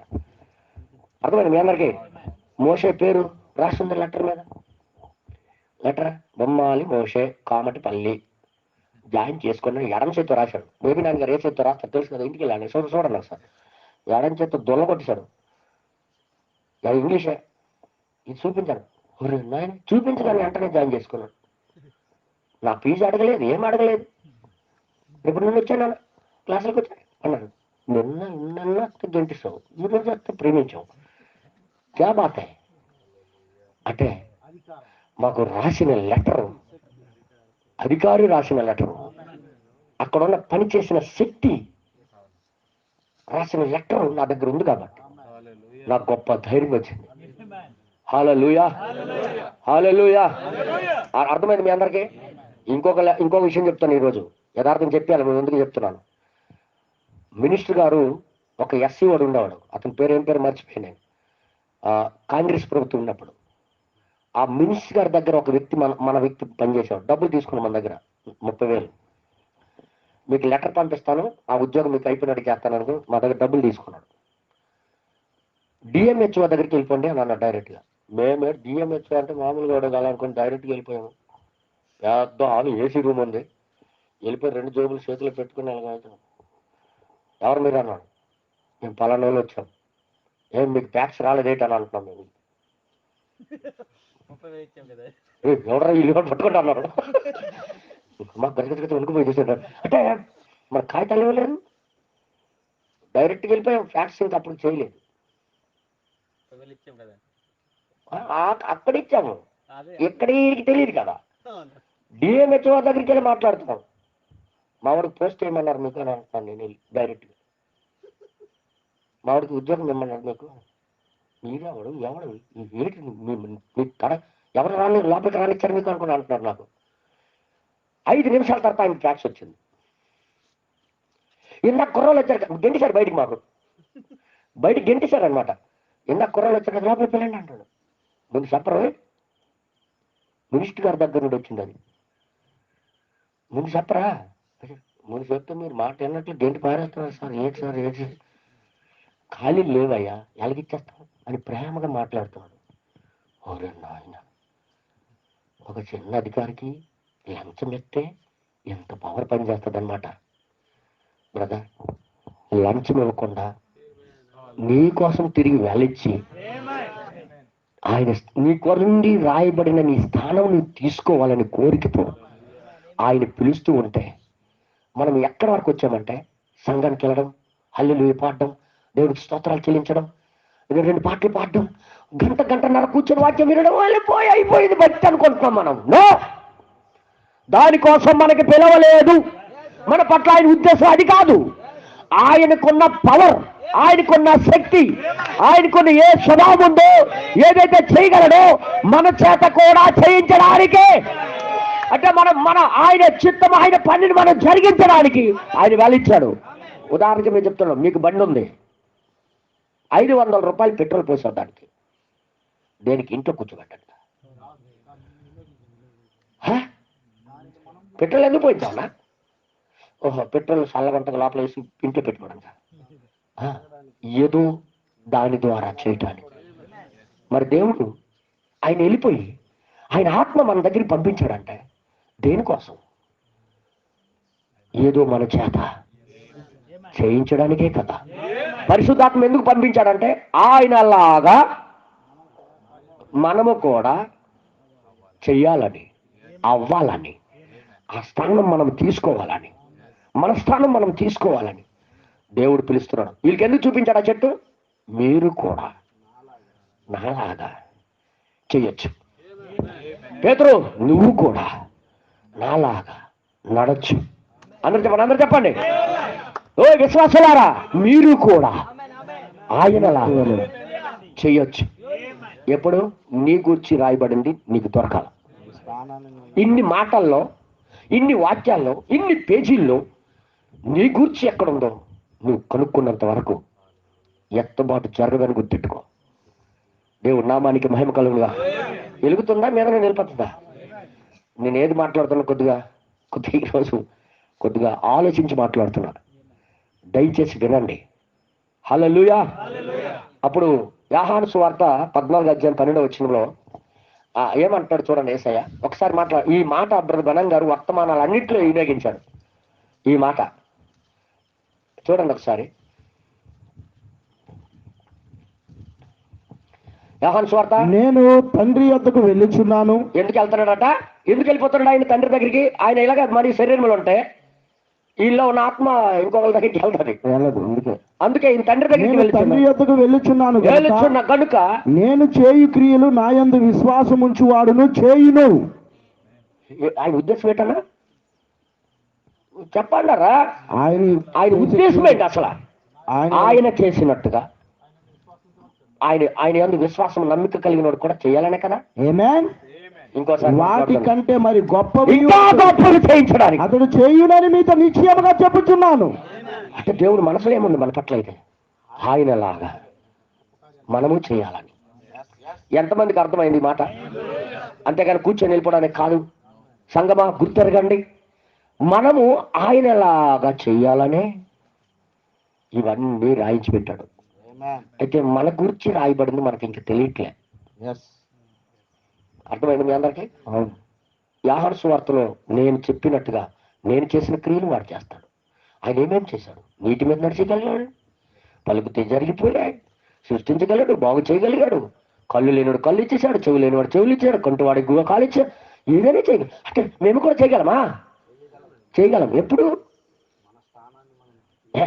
మన గూర్చి రాయబడిన మాట మనకు దొరికినప్పుడు, మరణాన్ని ముందు ఇలా నిలబడి, మరణానికి ముందు వెళ్ళు బయటికి వెళ్ళిపో, మరణమా వదిలో అంటే వదిలేస్తుంది.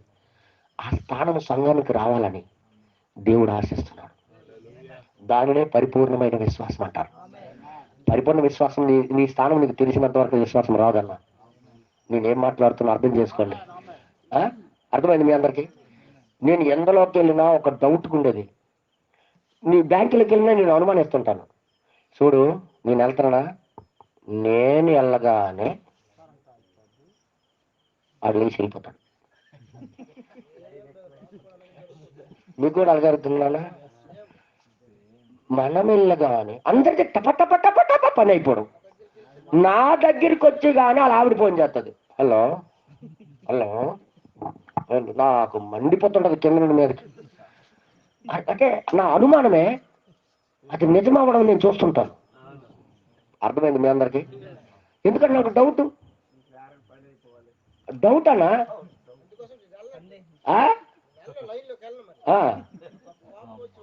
అదనమాట.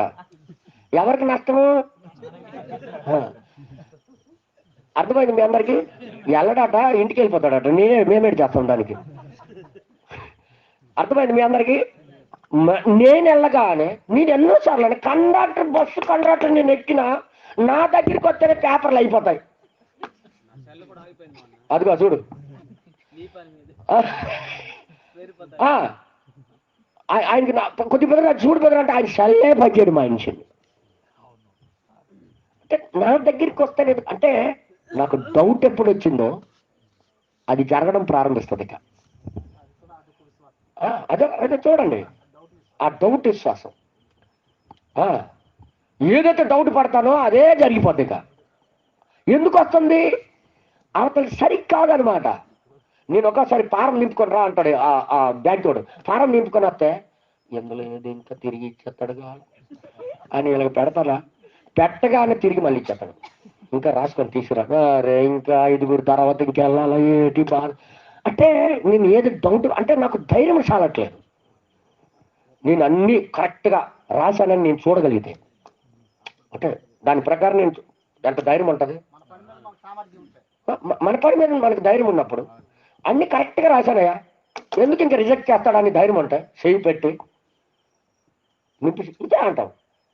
నాకు డౌట్ అది కరెక్టా కాదా, రైటా అవునా, కరెక్టా రాశానా లేదు డౌట్. అంటే ఇప్పుడు ఏమవుద్ది? మాట్లాడండి అమ్మా. అందుకే వంట వండినప్పుడు కూడా విశ్వాసం ఉండాలి. ఏ పని చేసినా విశ్వాసం ఉండాలి. నేను బాగా వండగలనా లేదు, అయిపోయింది నీ పని, ఇంటికి వెళ్ళిపో, అయిపోయింది పని, నీ పని అయిపోయింది. అలాగ అనుకోకూడదు. ఖచ్చితంగా నేను చేయగలను అని ఎప్పుడైతే చేస్తావో అది విజయమే విజయం. హల్లెలూయా. సాతానుడికి నేను జయించగలను. ఎందుకు జయించగలను? నువ్వు జయించలేవు.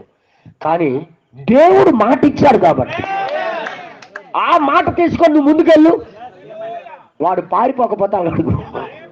అర్థమైంది మీ అందరికీ? అంటే మన దగ్గర ధైర్యము లేకపోవడం అంటే ఏంటంటారు దానికి, సందేహం లేకుండా ఉండాలంటే దానికి పట్టు ఎక్కడ ఉండాలా. ఇప్పుడు నా దగ్గర ఉంటే భయం లేదు, ఇంకా భయం లేదు. ఇప్పుడు చూడాలి, ఉదాహరణకి బండి మీద వెళ్తాను పార్థపురం, నా దగ్గర 500 ఉంది, మధ్యలో పెట్రోల్ అయిపోయింది, ధైర్యం ఆగిపోతాను గల, తోసుకొని వస్తాను గల భయం ఉంటుందా? అస్సలు. అలాంటి విశ్వాసాలు చేరుకోవాలని ఎన్ని ఉదాహరణలు ఎందుకు చెప్తున్నానంటే మీరు బాగా గ్రహించాలని. ఇప్పుడు వర్తమానంలోకి వెళ్ళచ్చా? ఇప్పుడు తీసుకెళ్తారు మీకు. ఇప్పుడు నాకు ఆనందంగా అనిపిస్తుంది. ఎందుకు వచ్చామమ్మా? అమ్మా ఏం పేరు? ఆంధ్రే మరదలు. ఎందుకు వచ్చామమ్మా ఇక్కడికి? ఏదమ్మా లుడు ఊపుకోవడానికా? దేనికి వచ్చాము? ఆయనలాగా మనకు మార్చాలని ఆయన కోరిక, ఆయనలాగా మనం చెయ్యాలని ఆయన ఆశయం, ఆయనలాగా మనం అయిపోవాలని ఆయన ఉద్దేశం. ఆయనలాగా మారాలంటే ఆయనలాగా వాక్యములో ఉన్న సామర్థ్యం తీసుకోవాలి. ఇప్పుడు ఆ సామర్థ్యం తీసుకుని ఏం చేశాడంటే శిష్యులు కూడా అలాగా చెయ్యండి, ఆ సామర్థ్యము వారికి ఇవ్వటానికి, మనకి కూడా ఆ సామర్థ్యం ఇవ్వటానికి ఆయన ప్రయత్నం. హల్లెలూయా! ఎంతమందికి అర్థమైందనా? పరిపూర్ణ విశ్వాసం అని వర్తమానం తీయండి ఒకసారి, ఒక్కసారి చదువుదాం. ఇప్పుడు చెప్పాలా? 63వ సంవత్సరం 8వ నెల. ఎక్కడ? హబ్బులో కాదు అల్ల అక్కడికి పారాగ్రాఫ్ తేడా అయిపోతుంది. ఇక్కడ 63:8 63:8 అనుకుంటా. తమ్ముడు 8 ఓకేనా? పరిపూర్ణ విశ్వాసం అని ఉంది కదా. 149 నుండి చదువుదాం. ఒకసారి మనము వర్తమానం తీసి చదువుదాం. చూడండి, ఇక్కడ ప్రవక్త ఏమంటున్నాడో కొద్దిగా చదివి వినిపిస్తాను మీకు. ఓకే, ప్రవక్త చెప్పిందే మీకు చెప్తున్నాను, దయచేసి వినండి. 149 నుండి మనం చదువుదాం. ఎవరో ఒకరు ప్లీజ్ చదవండి మొదలు. లాక్ తీసి ఇచ్చాను నాన్న, అస్తమానం లేకపోతే బేబీ. ఇప్పుడు ఆ దేవుడే నీ యొద్దకు వచ్చి, ఒక్కొక్క మాటకు జాగ్రత్త చదువుదాం. ఆ దేవుడే నీ యొద్దకు వచ్చి నీలో నివసించుటకు సంతోషించుచున్నాడు. అంటే మనలో ఉండడానికి ఇష్టపడుతున్నాడు. ఎంతమందికి అర్థమవుతుందన్నా? మనలో ఉండడానికి ఆయన ఇష్టపడుతున్నాడు. ఎందుకు ఉండాలనుకుంటున్నాడో చూడండి ఒకసారి. నీ మాటను గౌరవించుటకు ఆనందించుచున్నాడు. అబ్బా, నువ్వు పలికితే, అంటే నువ్వు పలికితే ఆయన ఆమేన్ అనడానికి ఇష్టపడుతున్నాడు. అంటే మనకి ఎక్కడ ఎలా మార్చాలి? ఇప్పుడు వరకు దేవుడు పలికితే మనం ఆమేన్ అంటున్నాం, కానీ ఇప్పుడు మనము పలికితే ఆయన ఆమేన్, అది జరుగును కాక అనడానికి రెడీ. చెప్పండి కొడదామా? దేవుడు మనసులో ఉన్న కోరిక చూడండి ఒకసారి. ఇప్పుడు మనము మాట్లాడితే దాన్ని గౌరవించాలని చూస్తున్నాడు ఆయన. నీ మాటను గౌరవించుటకు ఆనందించుచున్నాడు. ఆయన నీ మాటలని గౌరవించడానికి ఆనందిస్తున్నాడు. నీ తీర్మానం ఏమిటి? నీ తీర్మానం ఏంటి? యెహోషువ తీర్మానము చూచాము. యెహోషువ తీర్మానం ఏంటన్నా? సూర్యుడా కదలవద్దు. సూర్యుడు ఆపడం ఏ సైన్స్ ఆపేద్దు ఆయన? సూర్యుడా ఆగు, చంద్రుడా ఆగు, ఇది మామూలు మాట. కానీ ఆయన పలికితే ఆ మాటకి ఎలా గౌరవించాడు? ఆయన కోరిక ఆయనలాగా మారిపోవాలని, ఆయనలాగా అయిపోవాలని. ఆయన ఆశయమా కాదా? ఆశయమే. ఈ వర్తమానం పంపించింది ఏంటి ఉద్దేశం తెలుసా దేవుడికి? ఇదే, అంతే.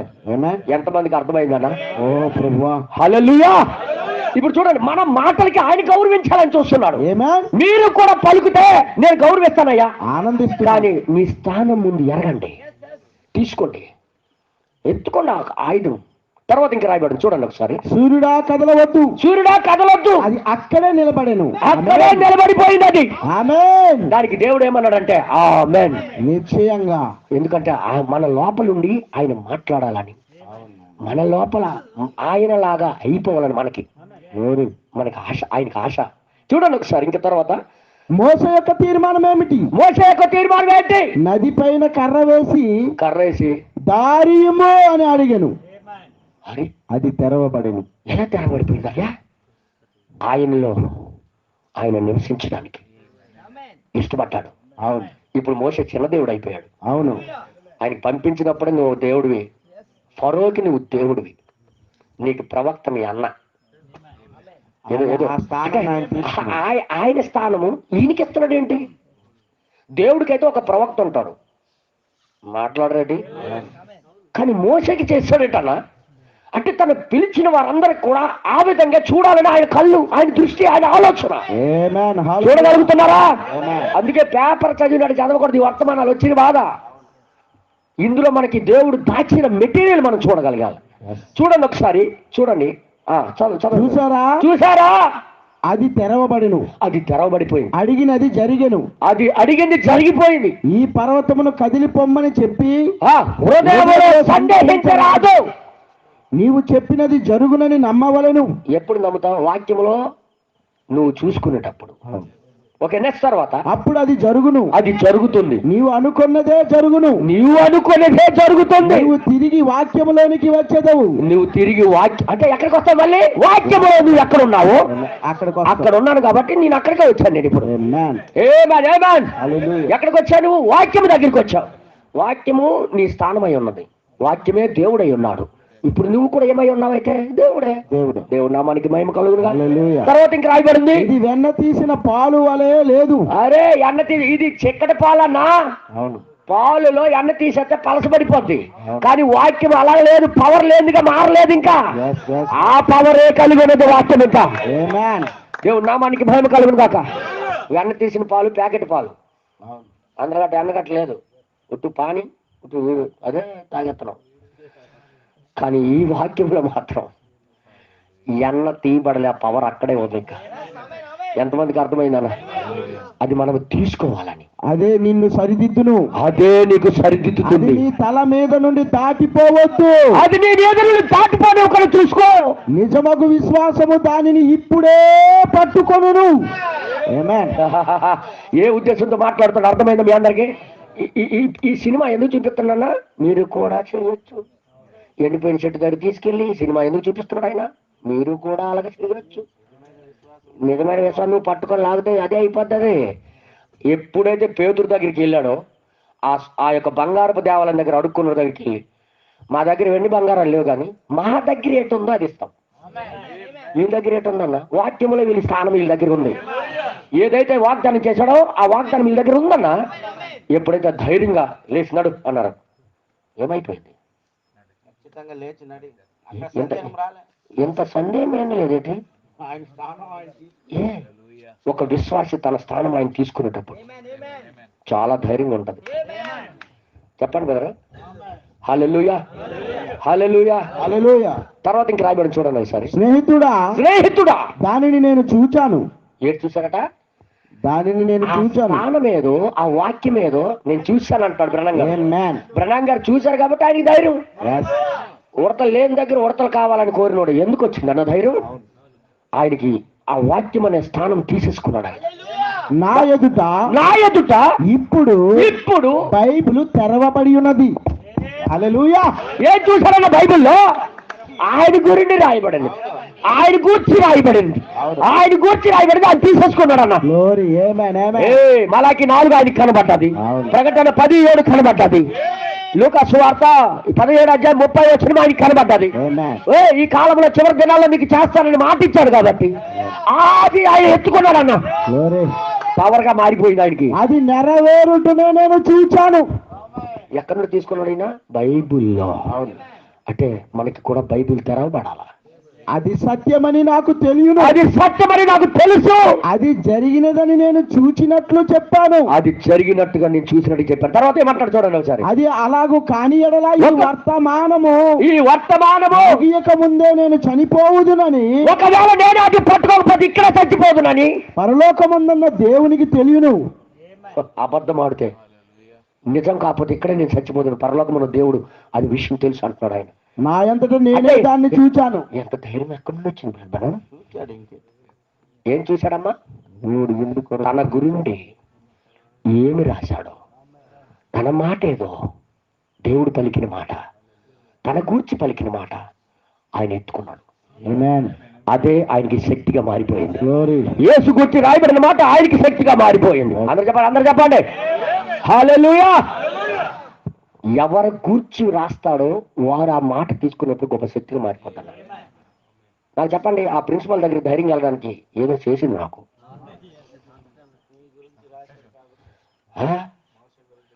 ఆ పేరు అలాగా మన పేరుని బైబిల్లో చూసుకోవాలన్నాడు ప్రవక్త. అర్థమవుతుందా? ఇది ఎవరి గురుండో రాయబడిందని చదివినంత వరకు నీకు స్టోరీలు ఇవి, కానీ అది నీదే అని తీసుకున్నప్పుడు ఒక పవర్ఫుల్ మ్యాన్గా మారిపోతాం. అది తీసుకోవడానికి మనకి ఇక్కడ పిలిచాడు. ఈ కూటాలు వ్యర్థంగా కాకూడదన్న బాధ. సంగమా, మన దగ్గరికి ఇంకా 15వ తారీఖు నుండి ఈ వర్తమానంలో ఫస్ట్ వచ్చిన దైవజనులు వస్తున్నారు. ఈ వర్తమానం ఆంధ్రప్రదేశ్కి పరిచయం చేసిన వ్యక్తి 5 ఉన్నారు. 5లో ఒకడు వస్తున్నారు మన దగ్గరికి వస్తున్నాడు. ఆ మీటింగ్ ఎక్కడ పెట్టాలని ఇంకా నిర్ణయించి జరగలేదు. రేపో మాపో అన్ని నిర్ణయాలు జరిగిపోతాయి. ఒకవేళ ఎక్కడ పెట్టినా నా తరపున 2 బ్యాగులు బియ్యం ఇస్తాను. 2 బ్యాగులు బియ్యం. అలాగే మనిషి ఒకటి ఎత్తుకొని వస్తే మనకి మీటింగ్ ఏం కాదు. ఒక పూట ఒక నైటే పెట్టుకొని మళ్ళీ వాక్యము ఒక అనుభవశీలుడైన ఆ వ్యక్తి ద్వారా దేవుడు ఏం పంపిస్తున్నాడో నాకు తెలియదు, కానీ నా గురించే పంపిస్తాడు. నాకు నమ్మకం ఉంది. నేను నేర్చుకోవడానికి ఏదో పంపిస్తాడు, నేను పట్టుకోవడానికి ఏదో పంపిస్తాడు, ఏదో నేను తీసుకోవాలని పంపిస్తాడని నాకు నమ్మకం ఉంది. హల్లెలూయా. బ్రదర్ గారికి ఇంత ధైర్యం ఎక్కడి నుండి వచ్చిందన్నా? ప్రపంచము చదువు కలిగింది, విద్య కలిగింది, సైన్స్ తో నిండిపోయింది. నువ్వేడు చెప్తావు చదువు లేనాడు అంటే? నాకు చదువు లేదు, కానీ నా గూర్చి రాసింది నా దగ్గర దొరికిపోయింది సార్. ఇప్పుడు ఆయన దగ్గర ప్రపంచం అంతా ఒకటైపోయినా ఇంకేం భయం లేదు. అందరు చెప్పండి. ఆ నెరవేరబడుచున్న వాక్యమునకు నేనే సాక్షిని. అంటే ఆయన గురించి రాయబడిన వాక్యము నెరవేరడం ఆయనే సాక్షి. అది సత్యమని నాకు తెలుసు. నీ కండ్ల ఎదుటనే ఆ సృష్టికర్త శూన్యములో నుండి ఒక దానిని ఉనికిలోనికి తెచ్చుట నువ్వు చూడగలవు. ఎప్పుడు చూడగలవు? నీ స్థానాన్ని నువ్వు తెలుసుకునేటప్పుడు. ఇన్నాళ్ళు చదివిన వర్తమానాలు వేరు, ఇప్పుడు చదువుతుండే మరొక రకమైన. దేవుడు నామానికి మహిమ కలుగును. హల్లెలూయా. అమ్మా, మీ క్లాస్లో మీరు పాస్ అయిపోయిన బోర్డులో నెంబర్ కనబడతాయి. ఇంకో క్లాస్కి వెళ్ళడానికి మీరు భయపడతారా? మీ నెంబర్ కనబడకపోతే నేను 12వ తరగతిలో వెళ్ళి కూర్చుని పోతానంటే మెడపెట్టి గంట అవతల. ముందు 10th క్లాస్లో పాస్ అయ్యి నెంబర్ కనబడాలి. కనబడితే ఇంకో భయం ఏమంటుంది, మీ మార్కులు ఇష్ట పట్టుకొని వెళ్ళిపోవచ్చు. లేకపోతమ్మా ఎన్ని పేపర్లోనే ఏ పేపర్లోనే కనబడట్లేదు. ఈనాడులో కనబడట్లేదు, జ్యోతిలో కనబడట్లేదు, సాక్షిలో కనబడట్లేదు, బోర్డు మీద కనబడట్లేదు, స్కూల్లో కనబడట్లేదు. నువ్వు పాస్ అయినట్ట చూస్తే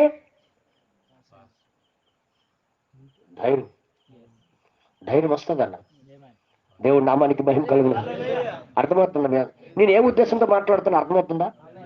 ఈ కూటమి మనం ఏదో వచ్చి కూర్చొని వెళ్ళిపోవడానికి కాదు, మనం ఏదో తీసుకోవాలని, ఆయనలాగా మారాలని. నిజం చెప్పనా? రోమిలకు రాసిన పత్రిక ఇక్కడ ఆపని మళ్ళీ కింద చదువుదాం. రోమిలకు రాసిన పత్రిక 8వ అధ్యాయము 29వ వచనమా 29వ వచనం అనుకుంటా. ఒకసారి మీరు చదవండి. 8వ అధ్యాయం 29. నోటెడు హృదయంలో ఉండిపోవాలి. అది ఎప్పుడు చదువుతున్న మాటే, ఏమి కొత్త కాదు. దేవుని కుమారుల ప్రత్యక్షత కొరకు 29 8:29 ఎందుకనగా తన కుమారుడు అనేక సహోదరుల్లో జ్యేష్ఠుడగునట్లు దేవుడు ఎవరిని ముందు ఎరుగునో వారు తన కుమారునితో సారూప్యము గల వారగుటకు వారిని ముందుగా నిర్ణయించెను. ఏటవ్వాలని? కుమారునితో సారూప్యము అనే మాట తప్పు తర్జుమా. ఇంగ్లీష్లో ఎలాగని తెలుసా? సమానులుగా. కుమారుడు అంటే ఎవరు? యేసుక్రీస్తు అక్కడే చెట్టుకు మాడిపోమంటే మాడిపోవడం కాదు. మనము కూడా ఆ సమానత్వంగా రావాలని మనకి పిలిచాడు. అందరు చెప్పండి. వర్తమానం ఇచ్చాడు, ప్రవక్తనిచ్చాడు, మనకి ఇవన్నీ కార్యాలు చేస్తున్నాడు ఆయన. ఎస్. దేవుడు నామానికి భయం కలుగును కాక. ఇప్పుడు బనం గారికి దొరికిపోయింది, ఆయన ఆయన ఆయన ఆయన లేఖనాలు ఆయనకి దొరికిపోయినాయి. ఆయన జరుస్తాడా అంటే ఇంక దయ్యాలకి లేదు. అసలు పిలిచిందే ఆ లేఖనాలు అది నెరవేరడానికి. ఇప్పుడు ఆయన లేఖనాలు ఆయనకి తెలిసిపోయాయి. ఇప్పుడు నువ్వు వధువు అయితే నీ లేఖనాలు నీకు తెలిసి ఉండాలి, నీ లేఖనాలు నీకు దొరకాల, నీ దగ్గర ఆ పేపర్ ఉండాలి. అప్పుడు నీకు ఎవరో ఆపలేరు. ఇది నేను వధువా కాదా డౌట్ లోపల. నేను చూసారా, టికెట్కి వెళ్ళినప్పుడు అనుమానమే, బ్యాంకుకి వెళ్ళినప్పుడు అనుమానమే. అనుమానం ఏర్పడబోయే నాకు అదే జరుగుతుంది మాట్లాడేది. ఇంకో మాట చెప్పనా, నేను సైకిల్ కొనడానికి వెళ్ళినా నా సైకిల్ బిగించడానికి వెళ్ళినప్పుడు ఆడు భోజనానికి వెళ్ళిపోతాడు. కారణం ఏంటి తెలుసా? ఆ అనుమానం అన్న లోపల అనుమానం. అది ఈరోజు అదే ఆ అవిశ్వాసమైన దయ్యం మనల్ని పీడించి తినేస్తుంది. అవును. దీని నుండి బయటికి రమ్మని దేవుడు ఈరోజు వర్తమానం చెప్తున్నాడు మనకి. చూడండి, ఇక్కడ ప్రవక్త గారికి ధైర్యం ఏంటి చూడండి, ఒకసారి చదవండి. నీ కండ్ల ఎదుటనే ఆ సృష్టికర్త శూన్యములో నుండి ఒక దానిని ఉనికిలోనికి తెచ్చుట చూడగలవు. నీ కళ్ళ ఎదుటనే సృష్టికర్త శూన్యములో నుండి ఏదో కలుగు చేయడం నువ్వు చూడగలుగుతావు. అలాగ నువ్వు పలుకు. నువ్వు ఆశ్చర్యముతో తల ఊపుతువు. ఆశ్చర్యంతో ఏంటి నేను పలుకుతే జరిగిపోవడమా? అందుకోసమే కదా పిలిచింది, అందుకోసమే నీ కొన్నది, అందుకోసమే ఆయన బలి అయ్యేది, అందుకోసమే ప్రాణం పెట్టేది, అందుకోసమే పరిశుద్ధాత్మ పంపించేది, అందుకోసమే ఈ వర్తమానం ఇచ్చేది, అందుకోసమే ప్రవక్తను పంపించేది. హల్లెలూయా. నీవు చెప్పినట్లుగానే ఖచ్చితంగా ఆయన దేనినైనా చెప్పినట్టుగా ఆయన చెప్పినట్టు కాదను. అవును. దేవుడు పలికితే కాదు, నీవు పలుకుతే, నీవు చెప్పినట్లుగా ఖచ్చితంగా ఆయన దేనినైనా ఉనికిలోనికి తెచ్చును. ఎందుకంటే నీవు పలికావు కాబట్టి. ఎందుకంటే వాక్యములో ఉన్నవాడు నువ్వు. వాక్యములో నీకు ఒక స్థానం ఉంది, అది నువ్వు చూసేసావు. ఇప్పుడు నువ్వు పలికితే వాక్యం పలికినట్టే. మరియు వాక్య స్థానముకు నువ్వు వచ్చి మరియు పలుకుము. సూత్రం చెప్పేశాడు అన్న. ఎక్కడికి రమ్మన్నాడు ఆయన? నీ స్థానం. నాకు ఈ వర్తమానం చెప్పిన తర్వాత ఈ రోజు నేను డ్రైవింగ్ చేస్తున్నాను, కానీ ఎక్కడ కనెక్ట్ కలిసింది తెలుసా నాకు? నేను ఇయర్ ఫోన్స్ పెట్టుకొని తోలుతున్నాను. ఏంటి చెప్పాలా, ఏంటి బాధ, ఈ పరిస్థితి ఏంటి అనుకొని వస్తూనే ఉన్నాను, ఇయర్ ఫోన్స్ పెట్టుకొని వింటూనే ఉన్నాను. ఎక్కడా నాకు ద్వారం దొరకట్లే. కరెక్ట్గా ఈ మార్కు సువార్త 11వ అధ్యాయం 23వ వచనం దగ్గరికి వచ్చాక మీరు కూడా అనే మాట దగ్గర దేవుడు ఆపాడు, కనెక్షన్ కల్పించాడు. ఇంకా ఈ మాటలు ఎక్కడెక్కడ ఉన్నాయని ఎతికాను. ఇంకా మీరు కూడా అంటే ఏంటి అంటే దేవుడిలాగా మనం కూడా అంటే ఆయన ఉద్దేశం ఇదా. ఆయన బయలుపాటు జరిగింది. దేవునికి స్తోత్రం చెప్తాం. హల్లెలూయా, హల్లెలూయా. ఎందుకు రావాలన్నా చర్చికి? మనము కూడా మన స్థానాలు తెలుసుకోవడానికి, మనం ఏమై ఉన్నామో మనకి తెలిసి ఉండాలి. అర్థమైంది మీ అందరికీ? ఒక మైకంలో ఉన్నోడికి వాడు ఎక్కడున్నాడో వాడికి తెలియదు. ఈ యుహలోకమైన దయ్యం పట్టిన వాళ్ళకి వాళ్ళు ఏమై ఉన్నారో వాళ్ళకి తెలియదు. వారి కన్నులకి గుడ్డితనం కలుగు చేసి వారి ముందు నువ్వు ఎన్ని అద్భుతాలు చెప్పినా, ఎన్ని మాటలు చెప్పినా, ఎన్ని వర్తమానాలు చెప్పినా వాళ్ళకి ఏమి అనిపించదు. కానీ లోపల మనోనేత్రాలు తెలిసిన వాడికి ఇది నా కోసమే మాట్లాడుతున్నాడు దేవుడు అని అర్థం. తర్వాత ఇక్కడ ఏమంటాడు చూడండి ప్రవక్త, చూడండి ఒకసారి. అక్కడ మరియు ఇక్కడ నువ్వు వాక్య స్థానంకి వచ్చి మరియు పలుకుము. ఎక్కడికి రమ్మన్నాడు? ముందుగా వాక్య స్థానంలోనే పవర్ ఉందన్న. దేవుడు మాట అయి ఉన్నాడు. అది అక్కడ మరొకటి ఉండును గాక అని నువ్వు పలికినప్పుడు ఏం జరుగుతుంది? అవును అని నువ్వు పలికినప్పుడు చూడండి అది అక్కడ ఉంటది, గ్యారెంటీగా అక్కడ ఉంటది. అది అదే దేవుడు పలికితేనే ఉంటది అనుకున్నాము, దేవుడు పలికితేనే సృష్టి ఉంది అనుకున్నాం. ఇప్పుడు నేను పలికినా దేవుడు దాన్ని గౌరవిస్తాడు. అయితే హల్లెలూయా. ఇప్పుడు ఇదే సత్యము. ఓ మనము ఎచ్చట ఉండవలెను? ఎక్కడ ఉండాలి? అయితే మనము పరిపూర్ణ విశ్వాసము. పరిపూర్ణమైన విశ్వాసం. నీ వాక్యములో నీ స్థానం నీకు తెలిసినప్పుడు, వాక్యములో నీ స్థానం నీకు దొరికిపోయినప్పుడు నీకు పరిపూర్ణ విశ్వాసం వస్తుంది. అది వచ్చినంత వరకు ఎత్తబాటు జరగదు. దర్శనము కాదు. ఇప్పుడు చూడు, బెనం గారికి ఉడతలు కళ్ళు వస్తాయని దర్శనము చూపించలేదు. ముందుగా దర్శనం వస్తే ఆ దేవుడు చూపించాడు కాబట్టి దొరుకుతుంది అనడానికి. ఇప్పుడు దర్శనం లేదు. ఈయనకి ఎన్ని కావాలో ఈయన మా తలంపులోకి ఆ వాక్యం రావాలా, అది పలకాల. ఇది ఆటోమేటిక్గా జరిగిపోయింది. తర్వాత ఇంక రాయబడింది, పరిపూర్ణ విశ్వాసమునొద్ద పరిపూర్ణమైన విశ్వాసం నీవు ఉండాలి. నువ్వు ఉండాలి. దర్శనము కాదు, దర్శనం కాదు, మాట పలుకుము. ఎన్నడి చూడని ఊడతవచ్చును. అది ఆయన గురించి ఆయన చెప్తున్నాడు. ఏంటి డైరెక్ట్ అన్నా, ఆయన స్థానం ఏదో బైబిల్లో చూసేసాడన్న. ఆయనకి ధైర్యం అదే. అందరు చెప్పండి, ఈ వాక్యములో ఆయన అదే చెప్పాను. ఈ వాక్యములో అదే ఆయన చెప్తున్నాడు. పలికి సందేహించని ఎడలా, అదిగో ఇంకా మొదటికి వచ్చింది. ఇక నువ్వు పలికి సందేహించకుండా ఉన్న ఎడలా నీవు పలికిన ప్రకారమే జరుగును. ఎంతమంది చప్పట్లు కొడతారు ఇప్పుడు? అసలు దేవుడు మనకి ఎందుకు పిలిచాడు అర్థమైందా? మనము మన స్థానాన్ని ఎతికి పట్టుకుంటే దేవుని మాటను తీసుకొనుము. దేవుడు ఏం పలికాడో ఆ మాట తీసుకో నీ గురిండి. మరియు అది అక్కడ ఉండెను. అక్కడ ఉండెను. ఇది నిజం, ఇది నిజం, అది శక్తి కలది. ఆ మాటలో ఎంత ధైర్యం ఉందో తెలుసా? ఆ వాక్యంలో అంత శక్తి ఉందన్నమాట. తర్వాత ఇంకా రాయబడింది, స్నేహితులారా యెహోషువ సూర్యుని ఆపనంత శక్తి, ఇంకా మళ్ళీ అవుతాడు, యెహోషువ సూర్యుని ఆపినంత శక్తి మీకు ఆయన అనుగ్రహించను. దేవుడి కృప. అందుకే కోటానికి వచ్చి వెళ్ళిపోవడానికి కాదమ్మా. నీకు రోగం ఉండొచ్చు, బాధ ఉండొచ్చు, ఏ వేదన ఉండొచ్చు, కానీ దానితో నువ్వు మాట్లాడాలంటే, దాని నుండి నువ్వు బయటపడాలంటే ముందు వాక్యములో నువ్వు ఏమై ఉన్నావో, నీ గురించి రాయబడిన మాట ఏదో నీకు ఖచ్చితంగా నువ్వు చూడగలిగి ఉండాలి. అర్థమైందా? అర్థం అవుతున్నప్పని అందుకే మనకి పిలిచారన్న ఈ కాలంలో.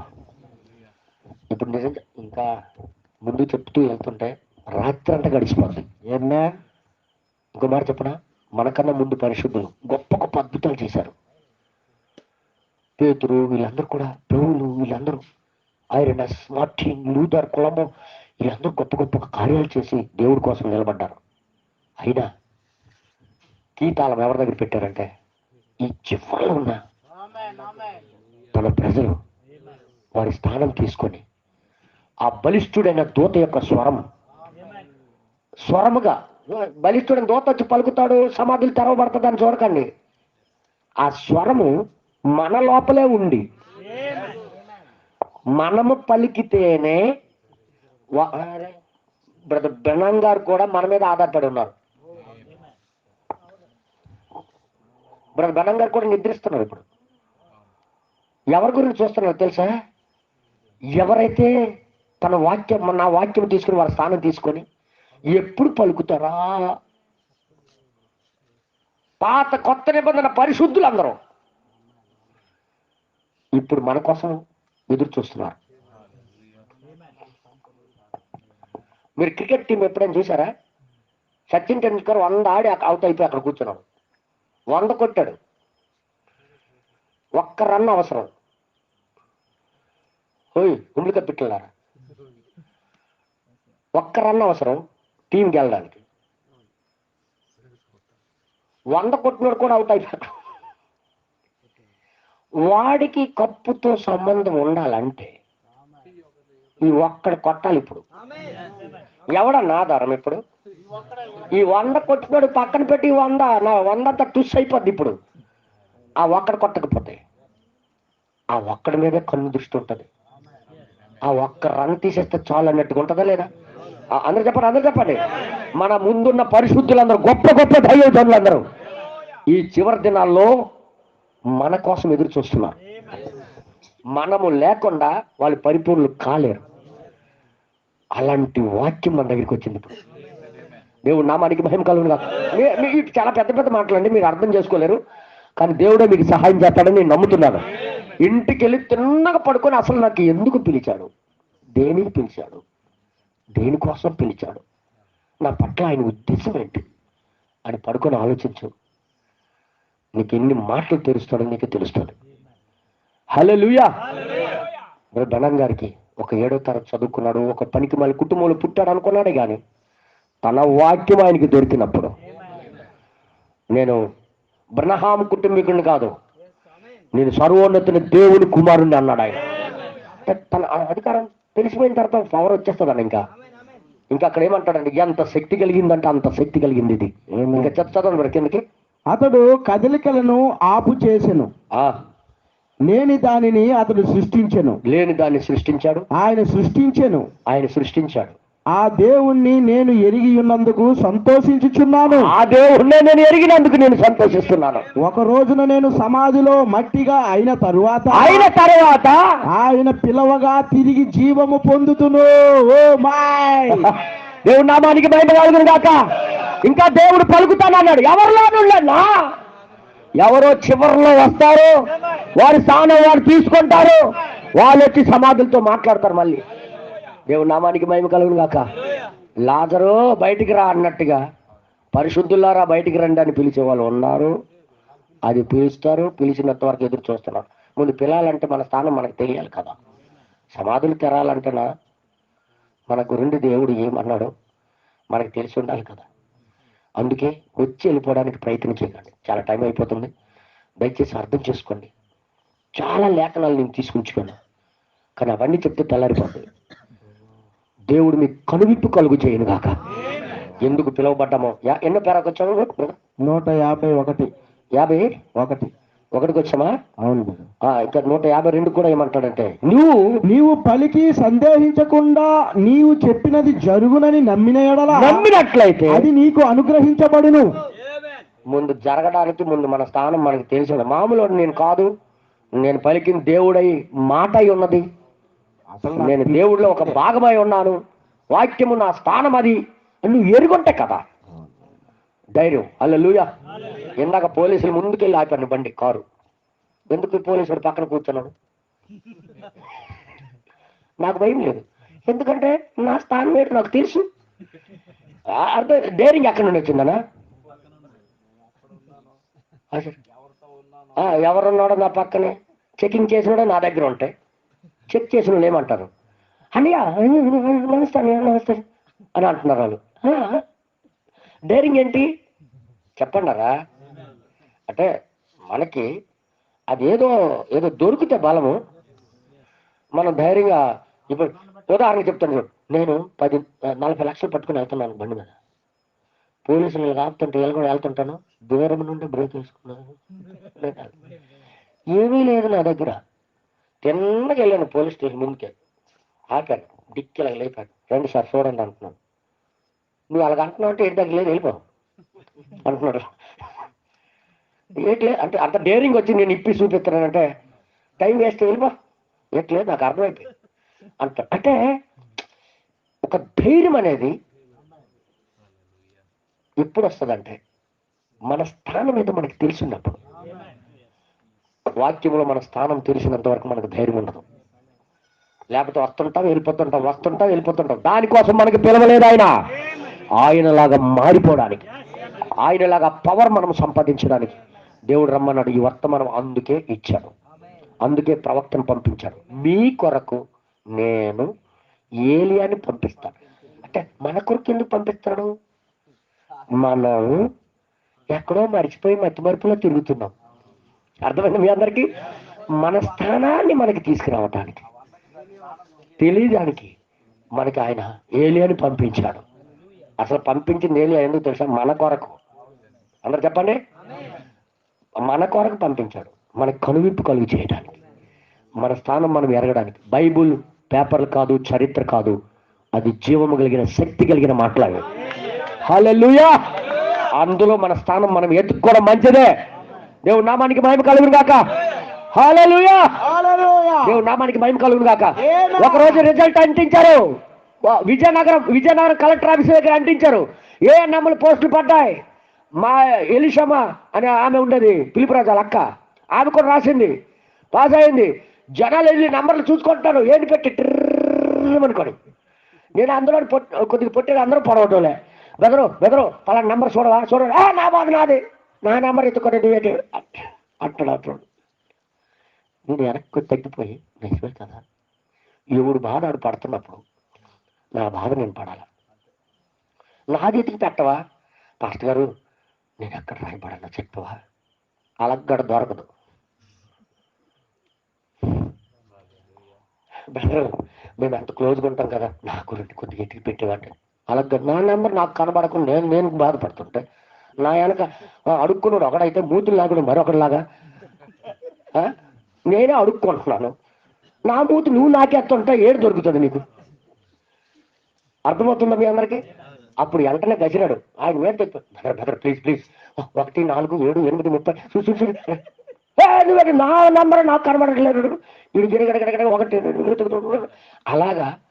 బైబుల్ అనేది ఎవరి పేరు ఎవరి స్థానం వారు నువ్వు గుర్తించబడాలి. ఒకవేళ ఎవరి పేరు మీదో నువ్వు రాయబడ్డావో, ఎవరి జీవితంతో నీకు కనెక్ట్ అవుతుందో, ఎవరి జీవితానికి నీ జీవితానికి సరిపోతుందో ఒక్కసారి నువ్వు చూసుకో. అప్పుడు నీకు ధైర్యం వస్తుంది. ఆ రూతు ఎవరు కాదు కానీ నేనే రూతు అని రాయబడింది కానీ రూతు కాదు, నాకు నుండి రాసి. అది బయలుపడేవాడికే తెలుసు కానీ ఆడి పేరు ఇంకొకడికి తెలియదు అని ప్రవక్త చెప్పాడు 7వ మత్తలో. హల్లెలూయా. పొందుకున్న వాడికే కానీ ఇంకా ఎవరికీ తెలియదు ఆ కొత్త పేరేటో. ఆ కొత్త పేరులో నీ పేరు దాగి ఉంది. ఎవరి జీవితంతో కనెక్ట్ అవుతుంది, అసలు ఎవరి స్వభావంతో నీకు కనెక్ట్ అవుతున్నావు. మనం చేస్తున్న పనులను, అక్కడ జరిగిన కార్యాలను ఎవరితో కనెక్ట్ అవుతుందో నీకు కరెక్ట్గా సెట్ అయిపోయినప్పుడు ఏటనా ప్రకృతి మొత్తం లోబడిపోద్ది నీకు. ఇక నేను ఏది మాట్లాడుతున్నా అర్థమైందా? నేను ఒక క్లిప్ చూశాను, సినిమా చూశాను. అప్పుడు ఏంటంటే అది అవతారట. చూడకుండా ఉండరు కానీ చూసుంటారు కానీ చూడలేదు అన్నట్టు నటిస్తారు. ఇప్పుడు మీరు చూడలేదు, నేను చూశాను. చూశారు మరేమీ అనట్లేదు. చూసారా? ఆ జంతువుకు లోపరుచుకోవాలంటే ఈడి జడ ఆ జంతువు జడ కనెక్ట్ కలిసిపోతేనే పళ్ళకైపోద్ది. అది మీరు ఏ ఉద్దేశంతో చూశారు కానీ అది చూడగానే వీడు చెప్పినట్టుగా ఎంతది. ఇక ఇప్పుడు ఈ ప్రకృతి కూడా, ఈ సృష్టి కూడా నీ మాట వినాలంటే ఈ కనెక్ట్ ప్రభువా దేవుడే మీకు సహాయం చేయడు గాక. నీతి వాక్యములో ఉన్నది ఇలాగ అయిపోయినప్పుడు నిజం చెప్తున్నాడు బ్రదర్ బనం గారు, ఎవరో కాదు, వాక్యమే శరీరం దాల్చి మన మధ్యలో తిరిగిందన్న. ఈ కాలపు వాక్యము మనం చూడగలిగాం శరీరం మాంసంలో. అర్థమైంది మీ అందరికీ? దేవుడు తన యొక్క భార్యని కూడా ఆ విధంగా చూడాలనుకుంటున్నాడు ఆయన. దేవుడు నామానికి మహిమ కలుగును గాక. వివాహం పరిత్యాగంలో చెప్పాడు ఆ విషయం. స్త్రీకి పురుషుడికి ఎంత అధికారం ఉండేదో స్త్రీకి కూడా అంతే అధికారం ఉండదు. ఏదో తోట చదివారా మాట? పురుషుడికి ఎంత అధికారం ఉందో స్త్రీకి అంతే అధికారం ఉండేది. పాపం రాకముందు. పాపం వచ్చిన తర్వాత స్త్రీ ఆ స్థానం పోగొట్టుకుంది. అయితే ఇవన్నీ ఎందుకు చెప్తున్నావు ప్రభా ఏదో తోట గురించి అంటే, సంఘానికి ఆయనలో ఉండేటప్పుడు ఏ శక్తి అయితే ఉండేదో అదే శక్తి మరలా సంఘానికి ఇవ్వాలని కోరిక. దేవుడు నామానికి మహిమ కలుగును గాక. పరిశుద్ధాత్మ పొందుట్లో స్త్రీ కానీ పురుషుడు కానీ ఏ భేదము లేదు. భేదం ఎందుకు లేదు?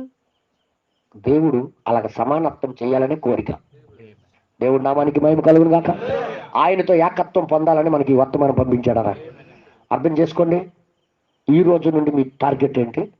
నా స్థానం, నా జీవితము, దీంతో నేను చూసుకోవాలా. ఇది ఇందులో మూడైపోవాలా, కనెక్ట్ కలిసిపోవాలా. నిజంగా ఆ పెద్ద జంతువు మీద ఆ అవతారాన్ని కూర్చొని లోపల కింద పడేస్తుంటది, పారిపోతుంటది, గింజ తన్నెత్తుంటది. కానీ ఎప్పుడైతే ఆడి జాడ దీని జాడ కలిపేస్తాడో ఎడ్డెళ్ళమంట చెప్పు అడ్డెళ్తానంటది. అది ఏంటైంది? ప్రకృతి కూడా అలాంటి వారికి చూడాలని ఆశతో మూలుగుచున్నది. మరి బనం గారికి ఉడతలు ఎలాగొచ్చాయి?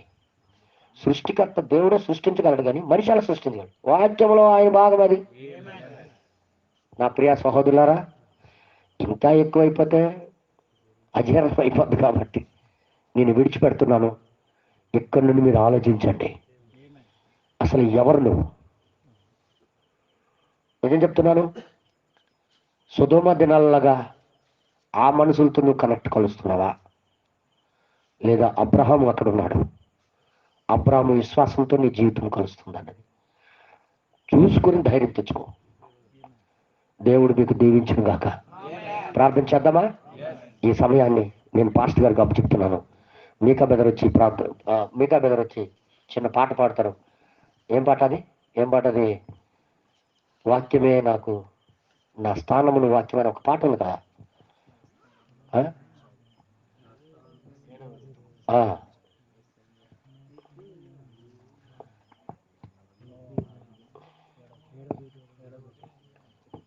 ఓకే. 7వ దూత, అందరు లేచి నిలబడదాం. 7వ దూత వర్తమానము ఎగురుచున్న పక్షిరాజు వర్తమానము. 7వ దూత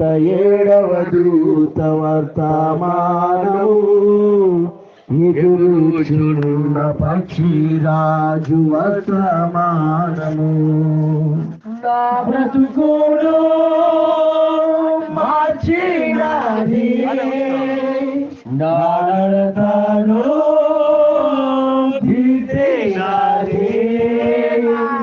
నా బ్రతుకును మార్చినది, నా నడతను దిద్దినది. నా సారము చూపినది, నా స్థానము ఏది కోరుకుంటున్నావో మా పట్ల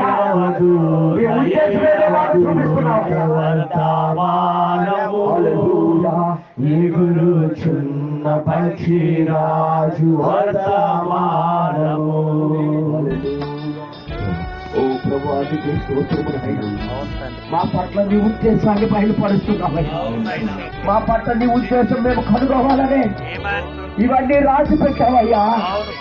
మేము చూడగలిగామయ్యా, మీలాగా మేము నడవాలని, మీలాగా మేము చెయ్యాలని, మీరు చేసిన అద్భుతాలే మేము చేయాలని, మీ అందు విశ్వసించిన వాడు కూడా అదే కార్యాలు చేయాలని ప్రభువా మాకు నువ్వు ధైర్యం ఇవ్వటానికి వర్తమానం పంపించావు. దేవానికి స్తోత్రం అయ్యా. నీ బిడ్డలకి కన్ను తెరిచేవాడు నువ్వు నాయన. అది పట్టుకునే కృపణ దయచేయండి అయ్యా. వచ్చేపోవడమే కాదు మా జీవితాలు కాదు.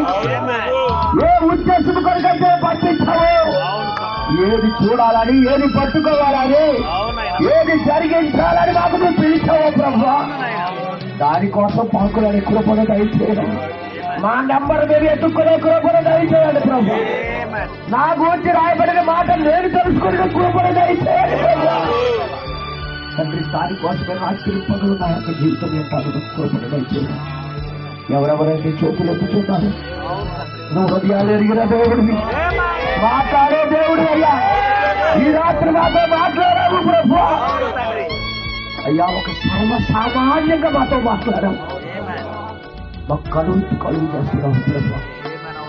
ఆ విధంగా చూసినప్పుడు ఎత్తుబడి జరుగుతుందని, పరిపూర్ణ విశ్వాసము దాన్నే అంటారని ఈరోజు సంతకం పెట్టించావయ్యా, బయలుపరిచావు ప్రభు. దాన్ని బట్టి మీకు స్తోత్రాలు చెల్లిస్తున్నాం. ఇదిగో నాయన మా జీవితాలు మా మట్టుగా మేము నడిపించుకోలేమని మాకు అర్థమైంది ప్రభు. వాక్యపు ఆధీనమే మాకు బలపరుస్తుందని, వాక్యపు స్వాధీనంలో ఉన్నప్పుడే మేము గట్టిగా ఉండగలుగుతామని మాకు అర్థమవుతున్నది ప్రభు. సహాయము చేయము, కృప చూపించుము ప్రభు, దయ చూపించుము నాయన. శివాధిపతి నిజంగా ఈ గొప్ప వర్తమానం మాకు ఇచ్చింది ఒక ఉద్దేశంతో, ఏలియాని పంపించింది కూడా ఒక ఉద్దేశంతోనే, ఇవన్నీ జరిగించి రాయించింది కూడా ఒక ఉద్దేశంతోనే. నీ మాటలు ఏది పొల్లి లేవయ్యా, ప్రతిదీ వెనకాల ఒక వర్తమానము దాగుంది బ్రహ్మ. దేవానికి స్తోత్రము నాయన. ఎప్పుడు చదివిన బైబిలే అయినా మాకు కొత్తగానే మారుస్తున్నావు, అయినా కొత్త కోణాలతో మాకు నువ్వు స్పందిస్తున్నావు. ఇది మనుషుల యొక్క తలంపులు కావు నాయన, ఇది నీ తలంపులై ఉన్నాయని ఆ తలంపు నాలో పెట్టి నీ ప్రజలకు అందించుకున్నావు. నేను చెప్పి ఉన్నాను ప్రభా, మా అందరికి ఆ స్థితిని పెట్టండి ప్రభువా. దానికోసమే మేము జీవించినప్పుడు ఎక్కడ దయచేయాలి ప్రభా. నువ్వు అనుకున్నట్టుగా మేము మారడానికి సహాయము చేయాలి. మీ చేతులు మా పట్ల జరిగించుటకు కృపను దయచేయమని ప్రతి ఒక్కరికి మీ చేతుల్లో సమర్పిస్తూ ఈ చిన్న ప్రార్థన మా ప్రియులను నడుచుకునేది యేసుక్రీస్తు నామములో అడిగి వేడుకొనిచున్నాము తండ్రి. ఆమేన్. పరలోకమందున్న మా తండ్రి, ఈ నామం పరిశుద్ధపరచబడును గాక, ఈ రాజ్యం వచ్చును గాక, ఈ చిత్తం పరలోకములో నెరవేరినట్లు భూమి యందును నెరవేరును గాక. వాడు జన ఆహారం మాకు దయచేయండి. వారిలో సేవించే ప్రకారం మమ్మల్ని సేవించండి. మాకు సోదరులకు తీసుకుంటాం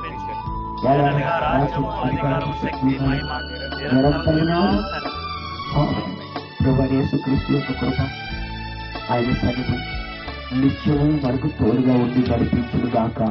ఆమేన్. God bless you. దేవుడు మీ అందరికీ